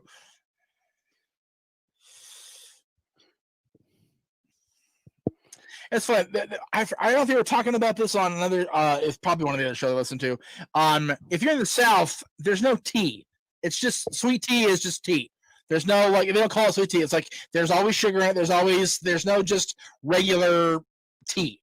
And I thought, okay, cool. That's the way it should be. That's right. Now, are you a McDonald's sweet tea person or just sweet tea in general? Sweet tea they're in both general. good. There we go. Look out. Both have the lids closed. Match's over. It's a draw. Next. Push him out, Jack Doan. Well, see what happens to you when Paul Bearer finds out you're pushing the casket away. Your ass kicked again. They broke the freaking casket. They broke the casket, Greg. Yep. I forgot about that, but Jesus.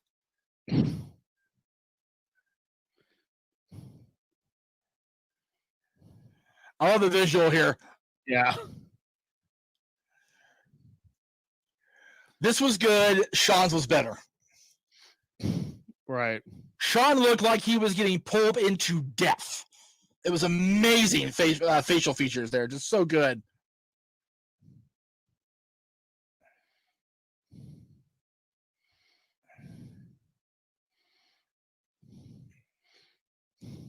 It is unbelievable. This match is still going on, Vince. You're right. Oh, jeez. That's horrible. Shake, rattle, and roll. Oh, wait.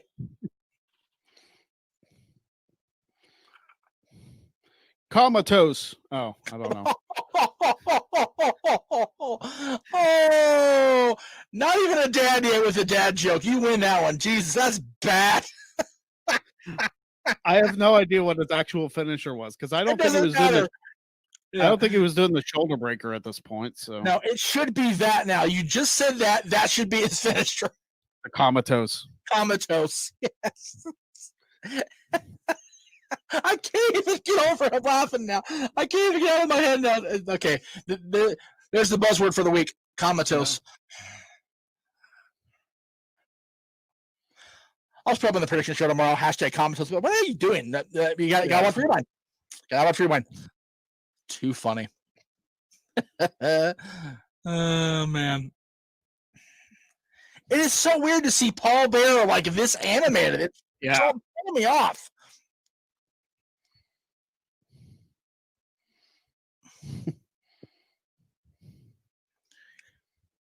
He's the Undertaker. That's how.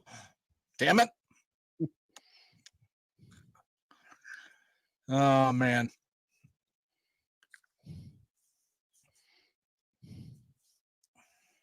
Well, you better. It's a tombstone. It's supposed to be the end, so you better get him in there.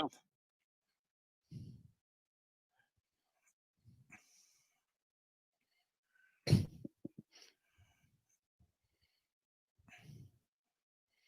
That casket is screwed up. Yep. Jeez. Oh, God. All right. So we go from that. What's next? Oh, yeah, the dentist. Oh, jeez. 16 minutes on that one, too. Good grief, guys. Well, I mean, it was Brett. Brett had to have a long pay-per-view match. Brett's going to get this shit in. Clearly, a sequel to the classic that Brett had the year before. Yes. Was him fighting the dentist. Right. Well, because, you know, if you're going to fight somebody after you have one of the greatest cage matches in history with your brother, you got to fight a dentist because, you know, in theory, your teeth got knocked out in that match. So you got to have a year to recover. And then, you know, God. I can see where Brett and Taker are like, really, guys? During because, like, there are some shitty opponents thrown at them. Yeah.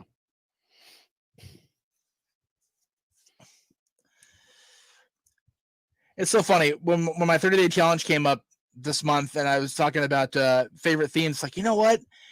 I don't think I've ever disliked The Undertaker's theme song, ever. Like any of his themes. So there we go.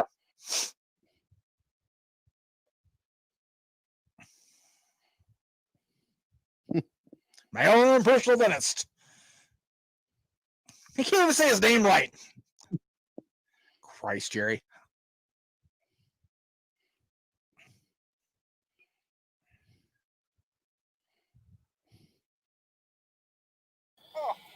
NHL spoiler: Boston just eliminated Carolina, so that sucks. Fucking Boston.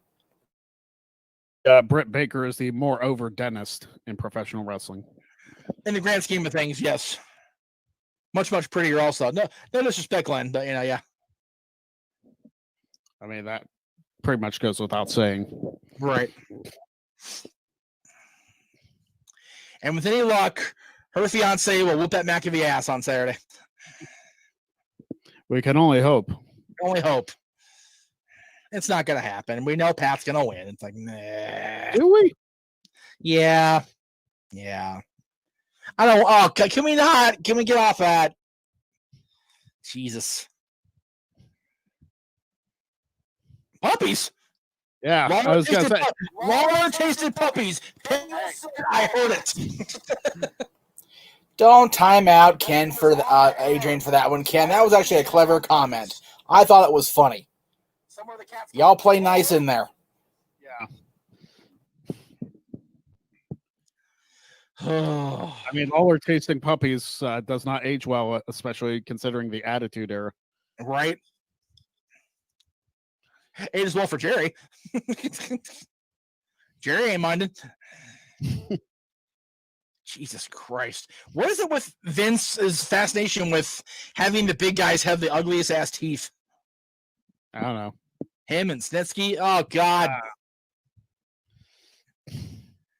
All right, that's enough of that. I'm not going to listen to that nonsense while it's happening. So, yeah. Again, if you're watching with us, God bless you. If you're watching audio, even better, because that way you don't see my reaction to that horrible music or my facial features when other things were out here. Just bad. God, it's so funny to look back now on these matches with Glenn Jacobs or with Charles Wright or other gimmicks, and it's like, and now he's a mayor. Right? Yeah. The guy walking to the ring right now is the mayor of Knox County, Tennessee. Let that one soak in for you. So it's crazy. And Lawler was almost the mayor of Memphis. So, it's And Brett, basically is the mayor of Canada because he's Canadian and that's what they do up there. Prime Minister, I think they do their Prime Minister, yes. I know if it's Canada, it'd be presidents. I understand it's different. I was just making a stupid joke, but yeah, Brett. If you listen to Brett, he's the most famous Canadian in history. So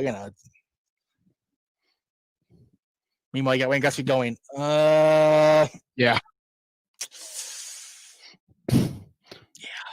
Alex Trebek, like, sorry. Yeah, sorry, you must phrase your answer correctly. And that is not. So, yeah. I mean, Brett is definitely one. Oh, here we go. Let's track this mess. Heads. He's going to try to extract revenge. Oh, Pettingill. Lawler keeps poking at the hitman, Bret Hart. Brett, this is your chance to finally shut the mouth of the Burger King once and for all. Burger King, I forgot about that. Funny enough, that's where I went for dinner beforehand. About the fact that he lost, he had his foot and my foot crammed down his dirty, stinking throat. Guys at Yankum DDS, it's a different story. This guy's a big guy. He's a tough guy. He talks about how big and bad he is. Jerry Lawler, you can go ahead and send a chiropractor or anybody you want after me, because one after another, they're all going to go down. Yankum DDS, you big tooth fairy, I'm going to knock the whole for you. That doesn't age well either. You know what? I might just knock all his teeth right out of his face. Yeah, right. Jerry Lawler, I've had it up to here with you. Look at Pettingill laughing like he's not supposed to be neutral. What the fuck, God? I don't care if you're a dentist. You better look at me, because I am the best there is, the best there was, and the best there ever will be. And you are going down. That's an orthodontist dream right there. Jesus. I got the Jerry clip before I hit mute. There you go. I love it. Man, you all pop hard for Brett, too. Jesus. Brett Son. Yeah, I was going to say Brett Son's jacket. Had the Pirates stolen it already by then or no? I have no idea. Can you believe? And here we are, August of 2020. The pirate that stole Brett's jacket is still wrestling and is more over than he's ever been. Yeah. Like, the hell with PCO being a thing in 2020?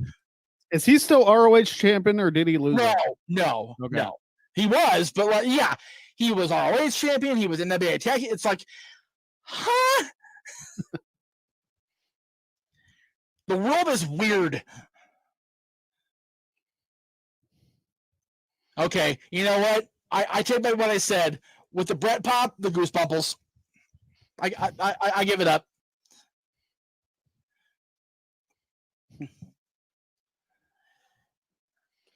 He took him right off, and then mom's like,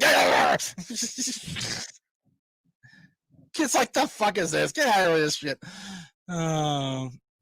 Somewhere, Tariff is going, I have one of those. Because he does. Which is so cool. I dig that. I think it's cool that somebody in my circle has the Bret Hart glasses. Although he's not really in my circle, I guess, anymore. I don't know. Somebody that you've personally known. There we go. That'll work. We'll go with that.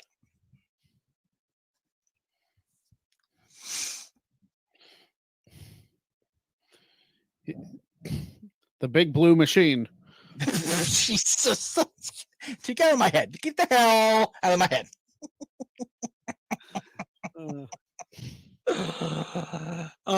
See, I can't do that because my family's from Cincinnati and we're Dodger fans now. So I can't do that. That's so weird for me. Another guy should be in that Hall of Fame, Pete Rose. Jesus. Well, I was gonna say they call Michigan. They call Big Blue, so maybe I shouldn't make that reference as an Irish fan. That team up north, yeah, no, not so much. Thanks. Yeah. Although, isn't Big Blue Nation Kentucky? I want to say.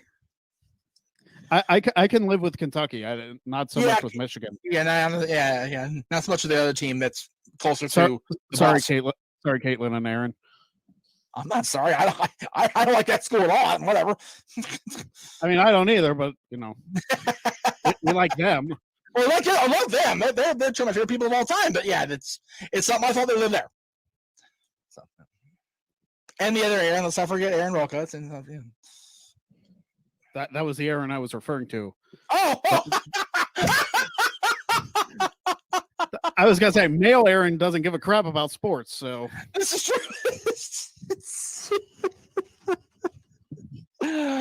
Okay, all right, we're rolling right along. All right, very good.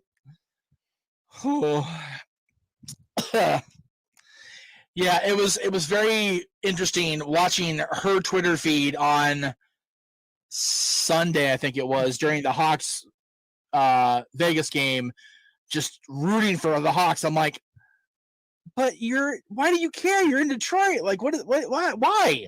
So, I don't know. That's okay. Caitlin's an Avalanche fan, but her and I have issue because I don't like the Avalanche. So she's an Avalanche fan? Yeah, I think because of Patrick Waugh. Okay. Which also doesn't age well, but that's whatever. Yeah. It's like Patrick Waugh between the Canadians and the Avalanche. I'm like double screw him. So he may be one of the greatest goalies of all time, but he is who he is in his personal life. So that's his cross to bear. Why is it when Brett does that move at SummerSlam, he always almost misses a guy and nearly takes the guy's head off when he does it? Yeah. First Davey Boy, and now Glenn Jacobs.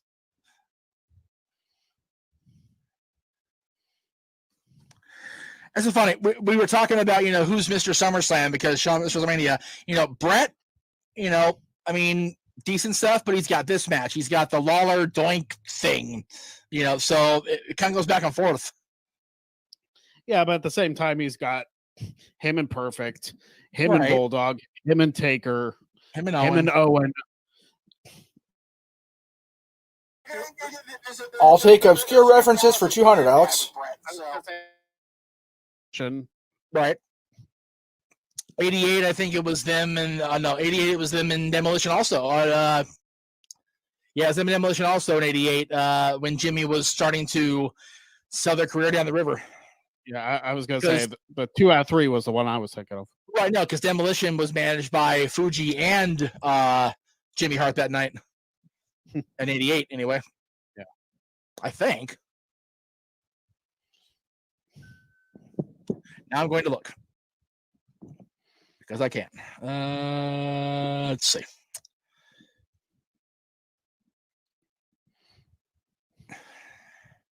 '88. Nobody loses to a backslide. Especially back then. Actually, that's a lie. Didn't Luger win at WrestleMania with a backslide? Oh yeah, because Perfect's feet were tied up in the ropes. Yep.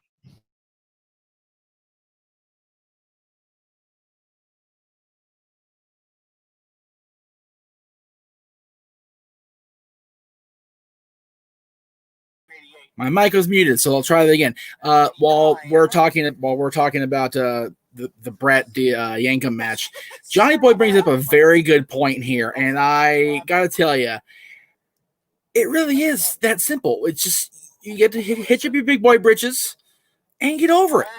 You know, I mean, really, it's a matter of there's a lot going on, and things have to be canceled.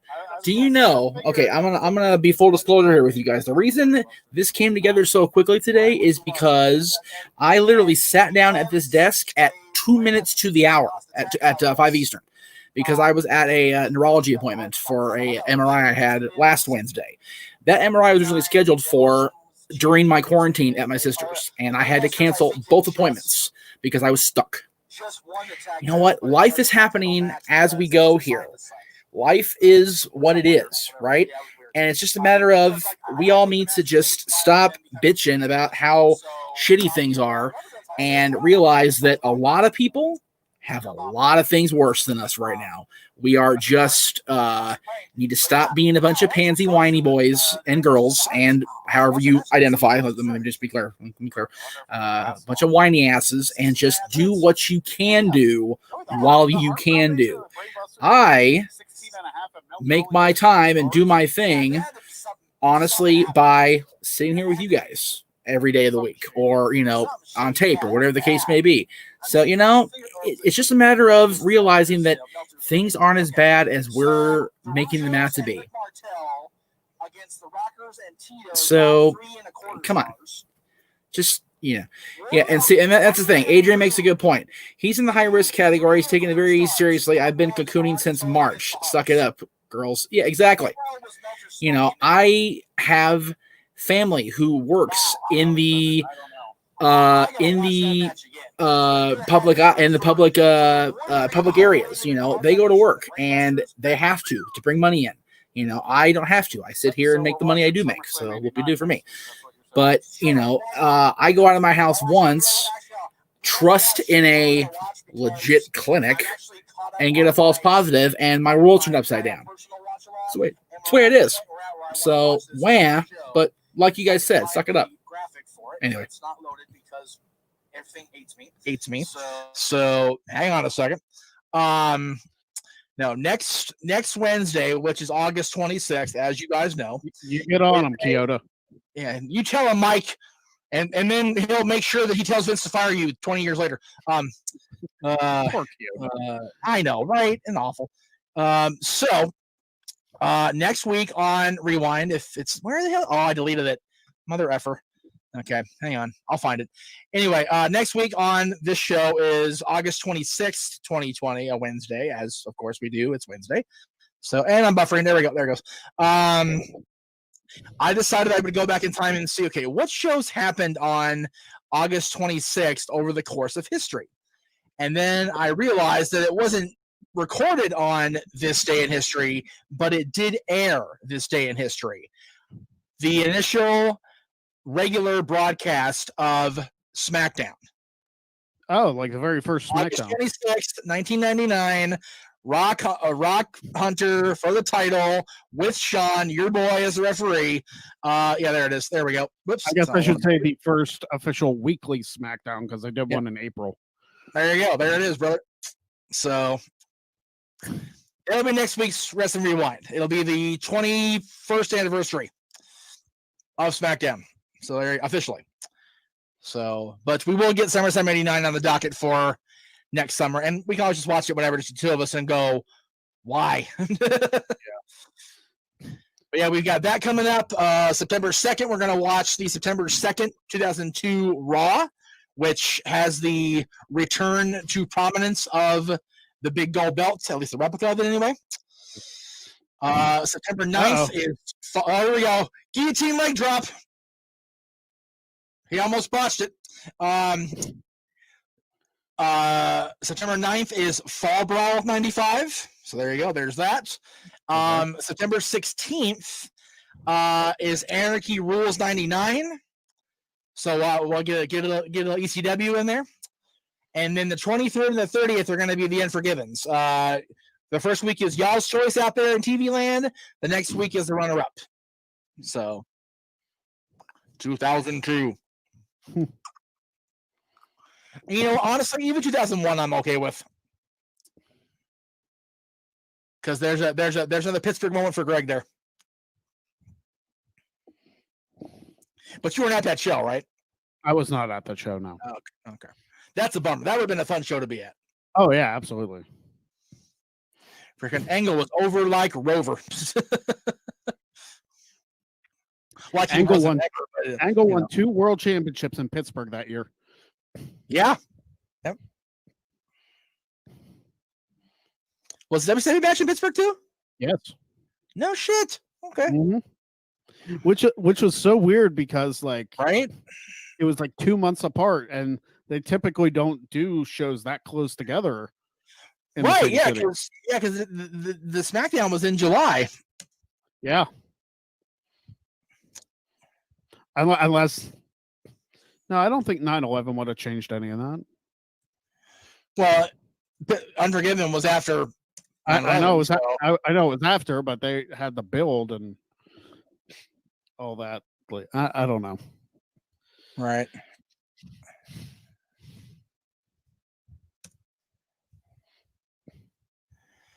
Trying to see. Okay, so Kurt's birthday is December. Okay. That's awesome. Kurt's birthday is December 9th. Rewind is on a Wednesday, December 9th. Armageddon Hell in a Cell. I already have something picked out because it's an anniversary show also. Vengeance 2001. Well, Angle was in a title match that night. That show, so there you go. So that's that. Kurt's on that show. So there you go. Yeah, 2001 Vengeance, the Night of the Champions. Well, it was not champions then, but it ended up being Night of the Champion. Yep. Baby. Baby, that's it. The original Baby. The original Baby, before Adam Cole made it NXT cool. Yeah. Let's see. Jericho and Rock is 4 stars that night, which doesn't surprise me. Mm. Both of Austin's title matches are at least 3 stars. Well, there it is, folks. It's official. That's a bummer. Anyway, just thought I'd share it with everybody. Best disqualification, Kyoto. I don't know.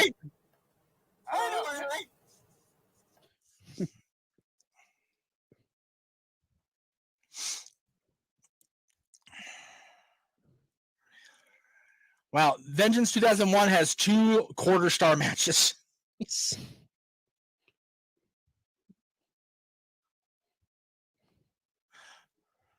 No, I'm sorry. One's a quarter star, one's a star and a quarter. Okay. Okay. But anyway, so you know there are two quarter stars, and one's a tag title match for crying out loud. Really? Kane and the Big Show against the Dudleys. It's a quarter star. Damn. And then Trish and Jackie, which that's not there. I mean, it was what it was back then. Trish wasn't peak Trish. Right. But that show has Taker RVD, which is underrated as hell in my opinion. Matt versus Jeff Hardy. Matt versus, which only gets a star and 3/4. Again, that wasn't their best one-on-one match they had against each other. No, it wasn't. By far. Edge and Regal for the IC, and then the Undisputed series. The Undisputed Series itself is 23. It's just under an hour match time altogether. But you figure, entrances and shenanigans. It's basically a third of that show is just the Undisputed title stuff. Yeah. Which, as it should be. He's going to tie him up. That's awesome.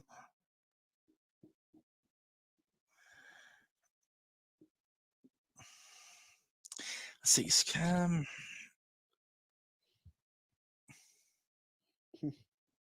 Sure he can.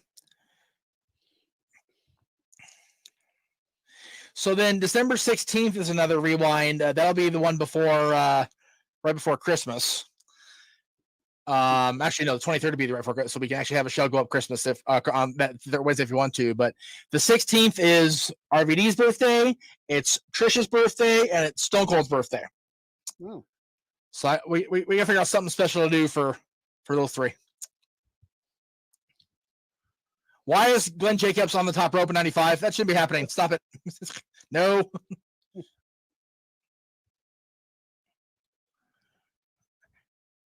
This match is way out of length. I'm sorry.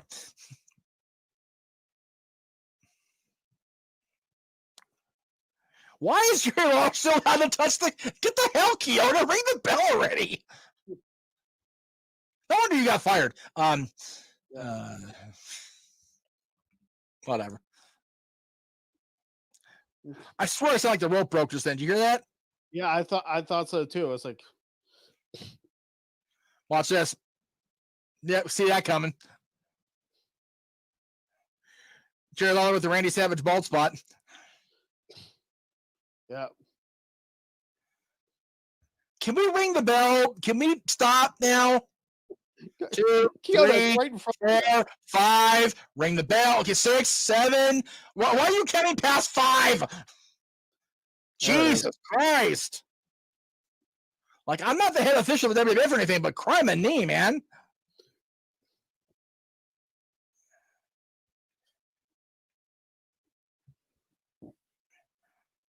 Well, come on, Vince. You're so worried about it. Jump up there and do something about it, McMahon. Yeah. Doc Henry could do it. Actually, Doc would be helping them do that, actually. Well, I'm going to choke him out. How about instead of pulling, why don't you just pull the ropes, dumbasses? Yeah. How about dumb Memphis' dumb referee logic here? Make sure both his ears are intact. Yeah, right? Don't push him out of there. Learn from Vader. Rene Goulet back when he was relevant. Jesus.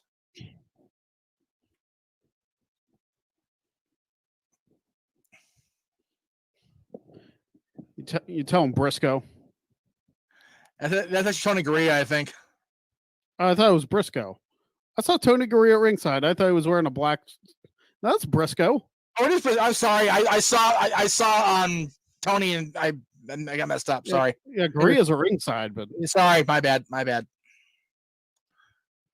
They're not the same height. I should know. That's my bad. I was so mesmerized by Jack Dillon's hair, I couldn't concentrate. It is very distracting. That sweet, sweet blonde mullet of Jack Dillon, baby.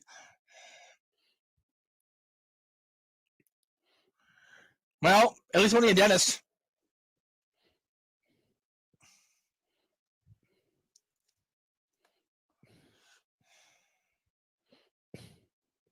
The hell off me. Angry isn't the goddamn word for it. This is bullshit. That's a little later than this. A little bit. Red Ass Bret Hart was the best Bret Hart. I don't care.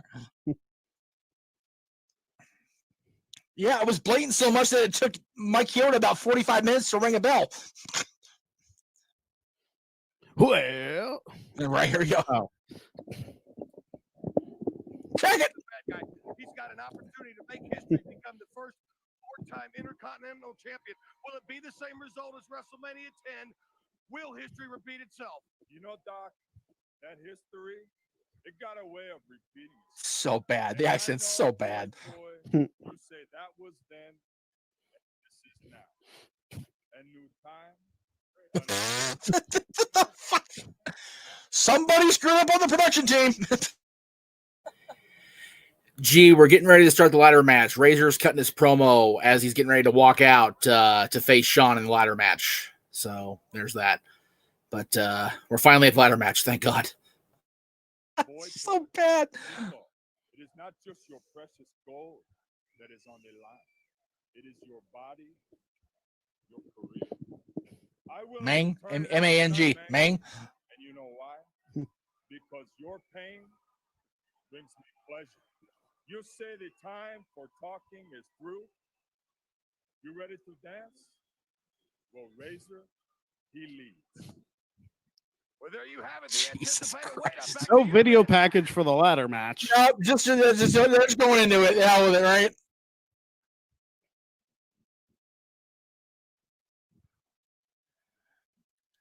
You know, I'm going to nitpick again. That's what I do. What the hell, Manny Garcia? The next match is a ladder match. Like, dude, you got to build that. You got to say ladder match with you with some stank on it. Like, seriously. Yeah.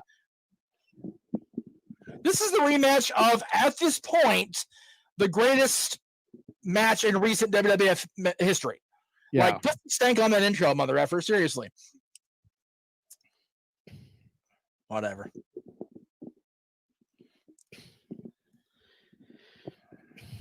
I, of course, at this time was Team Sean. Well, as you should, absolutely. And my dad and my brother were Team Razor. So really, yeah, low welfare in the crowd. Oh man, that's rough. What was there money on it at 8 years old? No. Ah, bummer. But the joke was, if Sean won, I had to walk home. Right. Now, how far is your house from the igloo at this point in your life? About 45 minutes. Driving. 40 minutes drive. Okay, so yeah, you're looking at a good few hours walk there. At least a day or so. Yeah, right. Yeah. Especially with little 8-year-old legs. Right. Yeah, that's it. Love this entrance. Love it.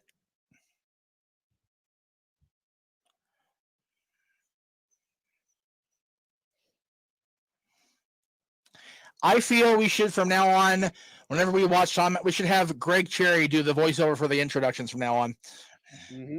Because some of these introductions by these announcers, it's like, come on, it's Shawn Michaels. Give me a break. Put some Finkel stink on it at least, for Christ's sakes, folks. Yeah. It's all right. I'm gonna do my thing here. Here we go.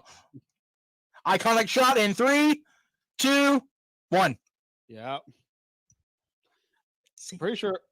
I have to look back through the pictures we had growing up. I'm pretty sure, like, somewhere I have that shot of Sean pointing to Razor on the ladder. Nice. That's classic. I love that. It's so funny, the stuff you find when you don't think you have it or you don't know you have it. I was going through old pictures just randomly, and I came across pictures from a WWE house show they had, I think it was at the Pond. And one of the matches was the leading up to Angle Hogan at WrestleMania. I wish. King of the Ring. So they fought at that house show, and I got a great shot of the tear. Like the red and yellow shirt, I was like, oh, I did that. Me. Yeah. So proud of myself. And obviously, even at 8 years old, this was my main event. Oh, yeah. And considering how bad the next match is, like, nobody would have faulted you for, like, that time to go. I don't think anybody would fault me now. Right. If I wasn't looking to be fair to Kevin Nash, I'd probably say, you know what, let's just cut it after this match, because, God, that main event's such a piece of shit.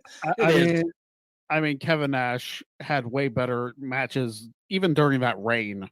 Right. Match against Mabel. Well, I don't dislike Mabel. I don't either, but it didn't work. It didn't work. No. And I giggle myself so stupid listening to the other show that I listened to talking about that knucklehead that lives in Northern California actually alleged that Mabel was going to be the third man of the NWO. It's like, yeah. And people still listen to him. it's like people still give him credence. It's like, okay, I want to know what is in that plant outside his house that he's using to heal himself, because man, that's good shit. I'm trying to give us okay, well, I'll do the same thing. Oh, wait. Yo, yo, yo. What's up, G? Are you guys at the beginning of the match? No. Yeah, they're like just starting. Like I said, I'm not actively watching the pay-per-view because there's just my brain's overloaded as it is from the day. I'm kind of playing the stream and letting people, come in as they may. Are they hooking up the belts right now? I think so. Okay, that's where I'm at. I won't swear by that statement though. Here's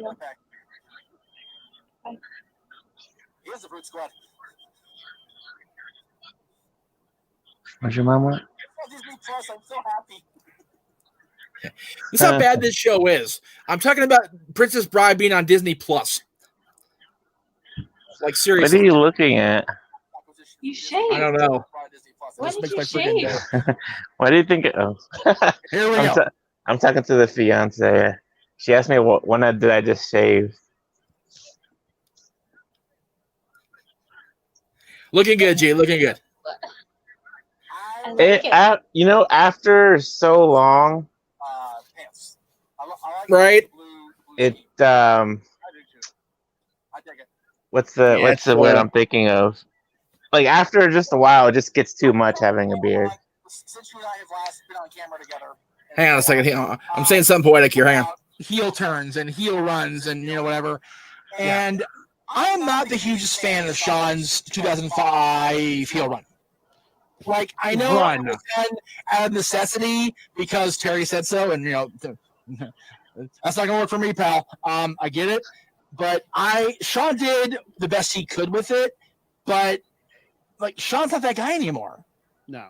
But he's not, and Even though he's not that all right, that's enough of that. So,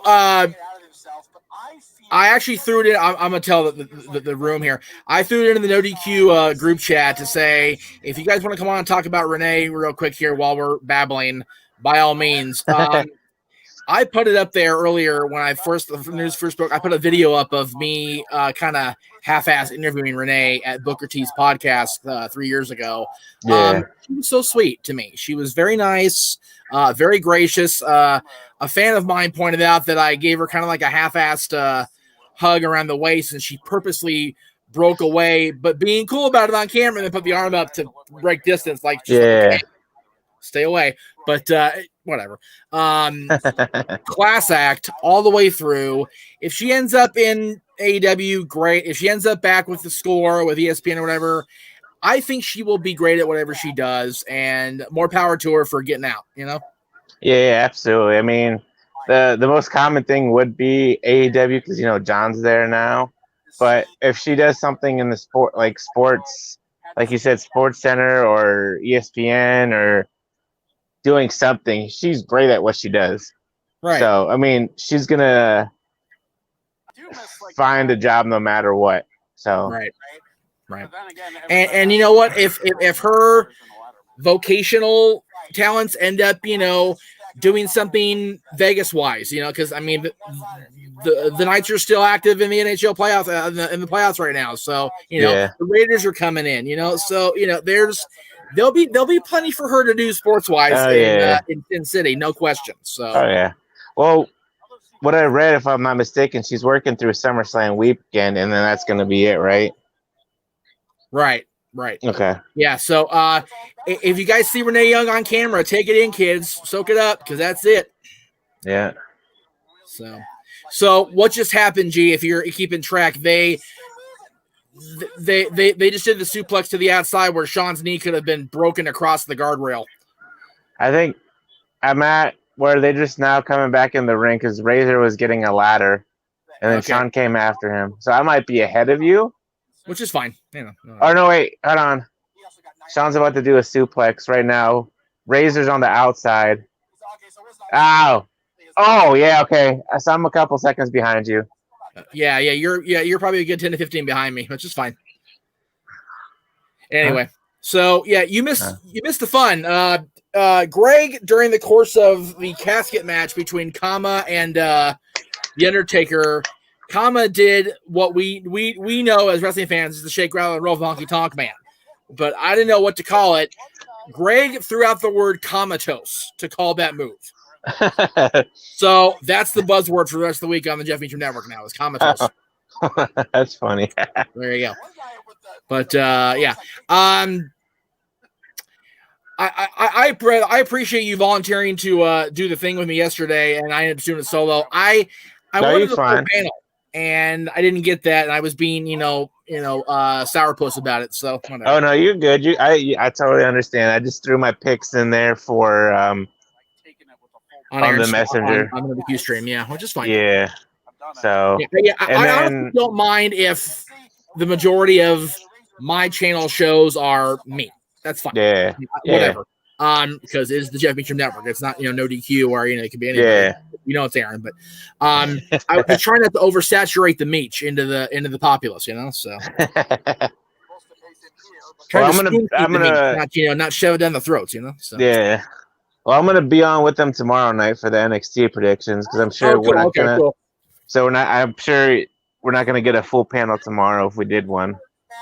I'm just doing me tomorrow because honestly, I mentioned this briefly earlier because somebody was talking about people need to stop bitching about the fact that we were having to cancel things. It's like I had to reschedule an MRI and a neurology appointment for the last 2 Wednesdays because of being quarantined. So I'm exhausted. I had a freaking MRI read to me today. I'm pooped. So I'm good on going 30 tomorrow and just not phoning it in because I don't phone it in.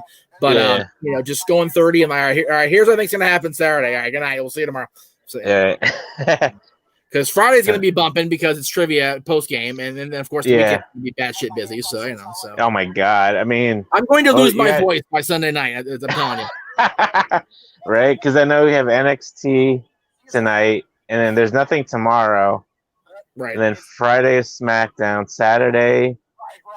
You got AEW starting at 6, and then TakeOver at 7. Oh my god! Well, see, my thing is this: the NXT and SummerSlam kickoffs are at whatever they are, 6 Eastern. Yeah. I start at 5:30 both days. Yeah. Oh yeah. And I'm live streaming until I lose my voice or I drop dead. Whatever. So we don't want you dropping dead, so let's just lose your voice. If there's no Talk Wrestling Monday, you guys will know why. Yeah. And like I said on whatever it was, Sunday or Monday, right up until the day after All Out, I've got something going up each day. So I'm going to be, I'll probably lose weight in sweat loss from just moving alone. So which is fine. I don't mind losing weight. Doc keeps telling me I need to. So, but anyway, we're rambling. Unfortunately, we're talking over the best match of the night that Greg and I are calling right now, but whatever. But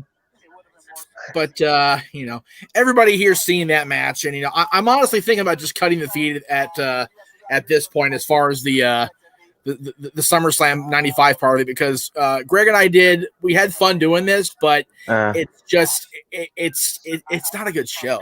And this match is great. And you know what? I'm actually going to go ahead and just cancel that. There we go. Let me just get rid of that. Let me turn that. That's loud as hell in my ear. You need to shut the hell up. Thank you very much. Let's go ahead and do the feed background. There we go. Comatose gone. So now we're back to a what do you call it? A NoDQ JMN simulcast again. So it seems to be everybody's excited for the weekend, which I'm happy for. I'm glad of that. I am too. It should be a hell of a weekend. Both cards look on paper, they look solid. So I'm hoping they deliver. If they don't, they don't. But I also are you in my Halloween discussion panel group? Yeah.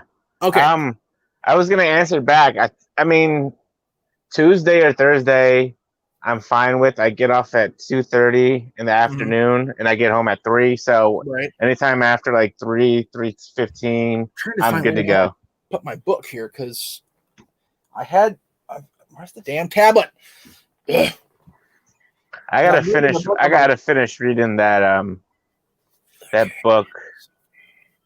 Yeah, the book, that Halloween one. I was given the book shit for the longest time, and it ended up being a really good behind the scenes look at the entire saga. I was thoroughly impressed.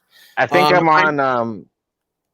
I'm on the chapter about Halloween 3 still, or Halloween 4. I can't remember. Oh wow. I might be even past that. Yeah, I'm at 90% done. Okay.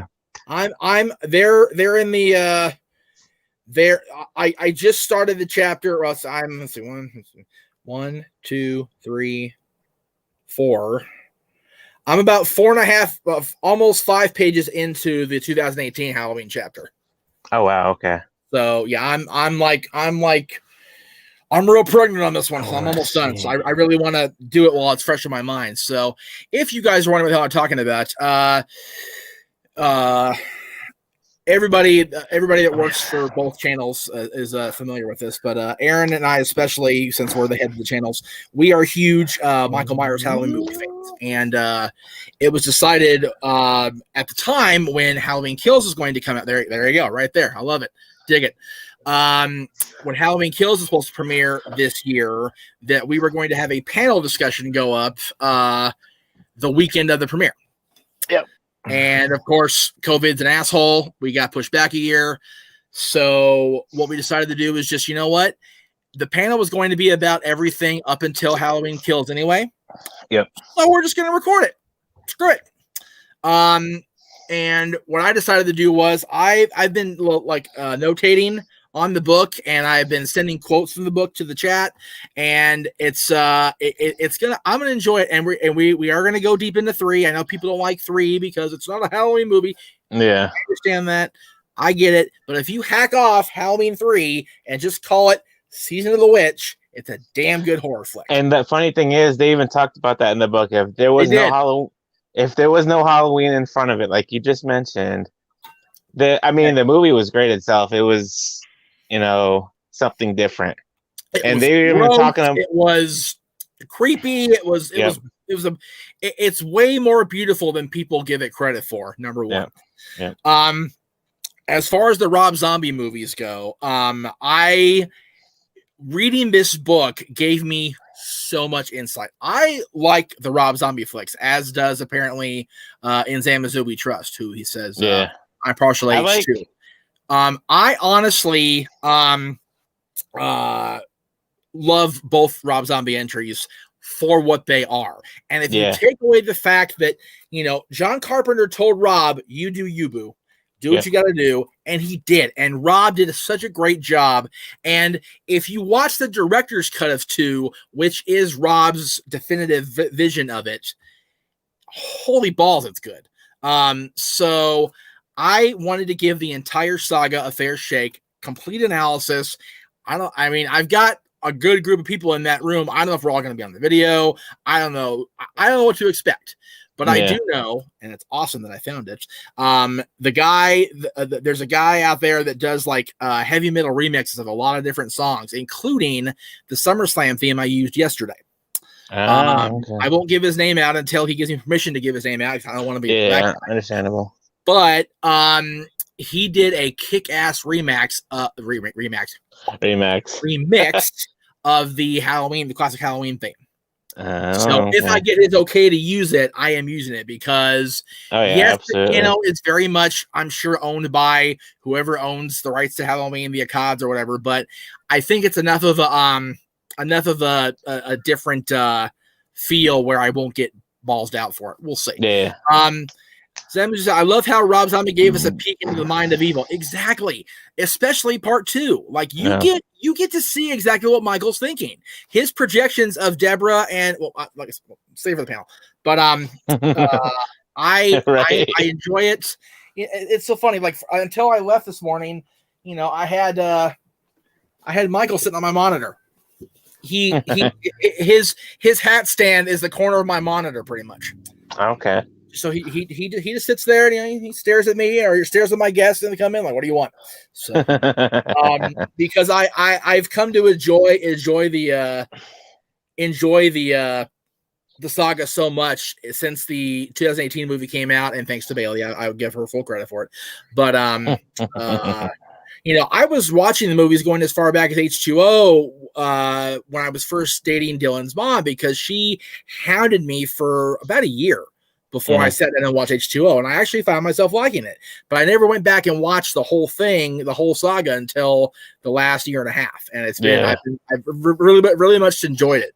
So I'm telling you right now, I don't know if it's going to be on both channels. I'll probably just be on my channel, which is fine because I know Aaron keep it wrestling real, and it's his money, whatever. But I thoroughly intend to get that recorded sooner rather than later, and that way I have time to edit and tweak and throw in clips. Throw it, just completely. I'd like to do this documentary style if we could, and really just go all in, as the Bucks would say, and really do it, because I've got access to the entire saga thanks to a friend of mine. I've got them all on digital now, so I can splice shit in and just screw with things. Which I would love to do.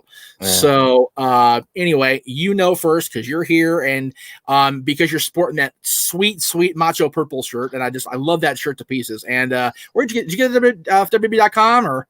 No, I got this back. Oh my god, I've had this shirt for like 8 years now.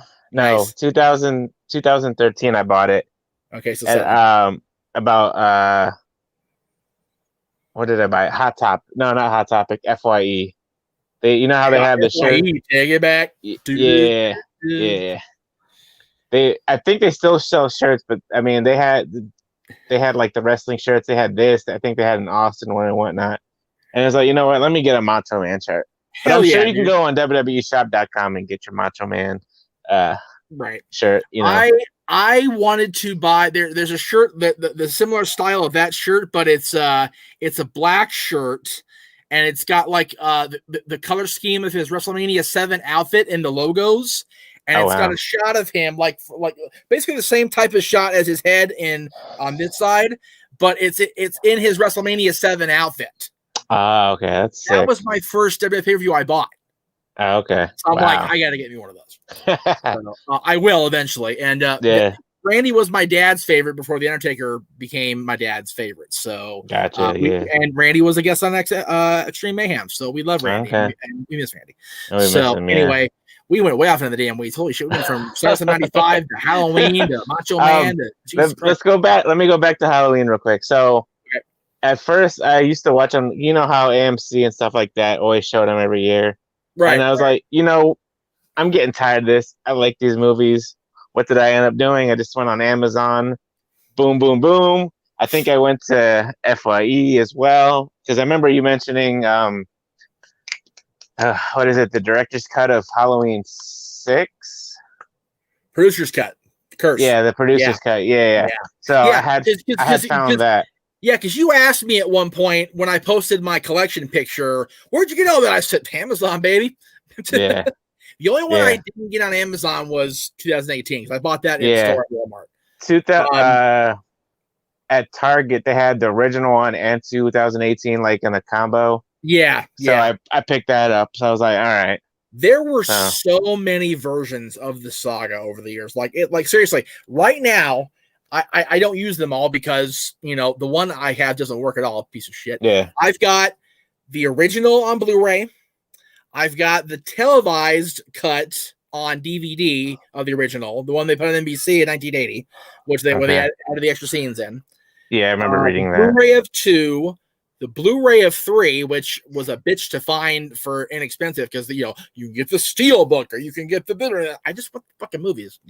So, the Blu-ray of 4, the Blu-ray of 5, the Blu-ray of the producer's cut of Curse, the triple feature of theatrical Curse, H2O, and Resurrection, which you can't find H2O or Resurrection unless you want to sell blood or a kidney. Like, seriously, it sucks. I fucking hate it. That's what I had to do too. I had to get the triple threat. And then I originally bought the Alliance DVD or whatever of the Rob Zombie saga. it worked once on my player, Oh wow. and then no audio. Like, Yeah, I remember you telling me you had problems with it. Like the trailers would play, and the menu screens would play the Rob Zombie version of the Carpenter song. And no, I didn't mean Karen Carpenter singing "Top of the World" because that's just weird on a Halloween movie. People are going, "What the hell are you talking about?" But when I push play and Deborah's walking toward nothing, it's like fuck. So I broke down and I went out there and bought the director's cuts of both. Oh wow. Boom. So I have the Rob Zombie one. I have the director's cut, which is a 2-disc, which has both versions, which I love. Okay. And I'm gonna then have to find that. 2 is I think just the director's cut. Let me see. It may be the theatrical on there as well. I don't know. But what's cool about the first one is you can tell which version it is because it either says 2 or 3 disc, and it's a close up of Michael in mask, like looking like this away from camera. Oh, okay. So highly recommend that. And then 2018 I bought like when it came out because I was in theater. That was awesome. And I got the Blu-ray DVD combo, gave the DVD to Bailey when I saw her, and then kept the Blu-ray and the digital copy for myself. So, but what's funny is, like, as much as Halloween is important, you would think that it would be the entire saga would be released on digital, kind of like Chucky. You can't find digitals of Chucky. It sucks. But God bless my quarantined roommates that I was with for 3 weeks. They know how to get into the weeds as far as home media entertainment findings, and he found me the first 10 movies. Just bing bang boom done. Nice. So I've got now I've got the theatricals of the first 8, the directors of 9, of a Halloween, the first 8. No, fuck. There's been 11. So I have the theatricals of the first 9, and then the directors of Rob Zombie 2 on digital. I also have I purchased for real producer's cut digital of Curse and the digital of 2018. So I can literally leave my DVDs on the shelf over there unless I actually feel the hankering to pop in the TV extended cut of the original and just, Roku remote, DVD player. All right, let's do the damn thing. So it's beautiful. There you go. I love the laziness. It's beautiful. Adrian with a $2 euro. Thank God for Adrian and his super chats today. Shutter Island is a movie I recommend. Shutter Island is grossly underrated. Like people. Oh my God. People sleep on it, but I'm not a horror guy. I'm not. But that was a damn good movie. So yeah. Okay, we've lost like everybody. We're down to 11 people watching this show, so I think I better. We are the ratings killers. Yes. Jeff Meacham killing the ratings on the NoDQ channel.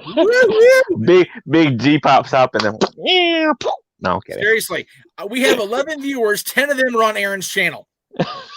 Nobody is watching on my own shit. That's depressing. That's so depressing right now. My God.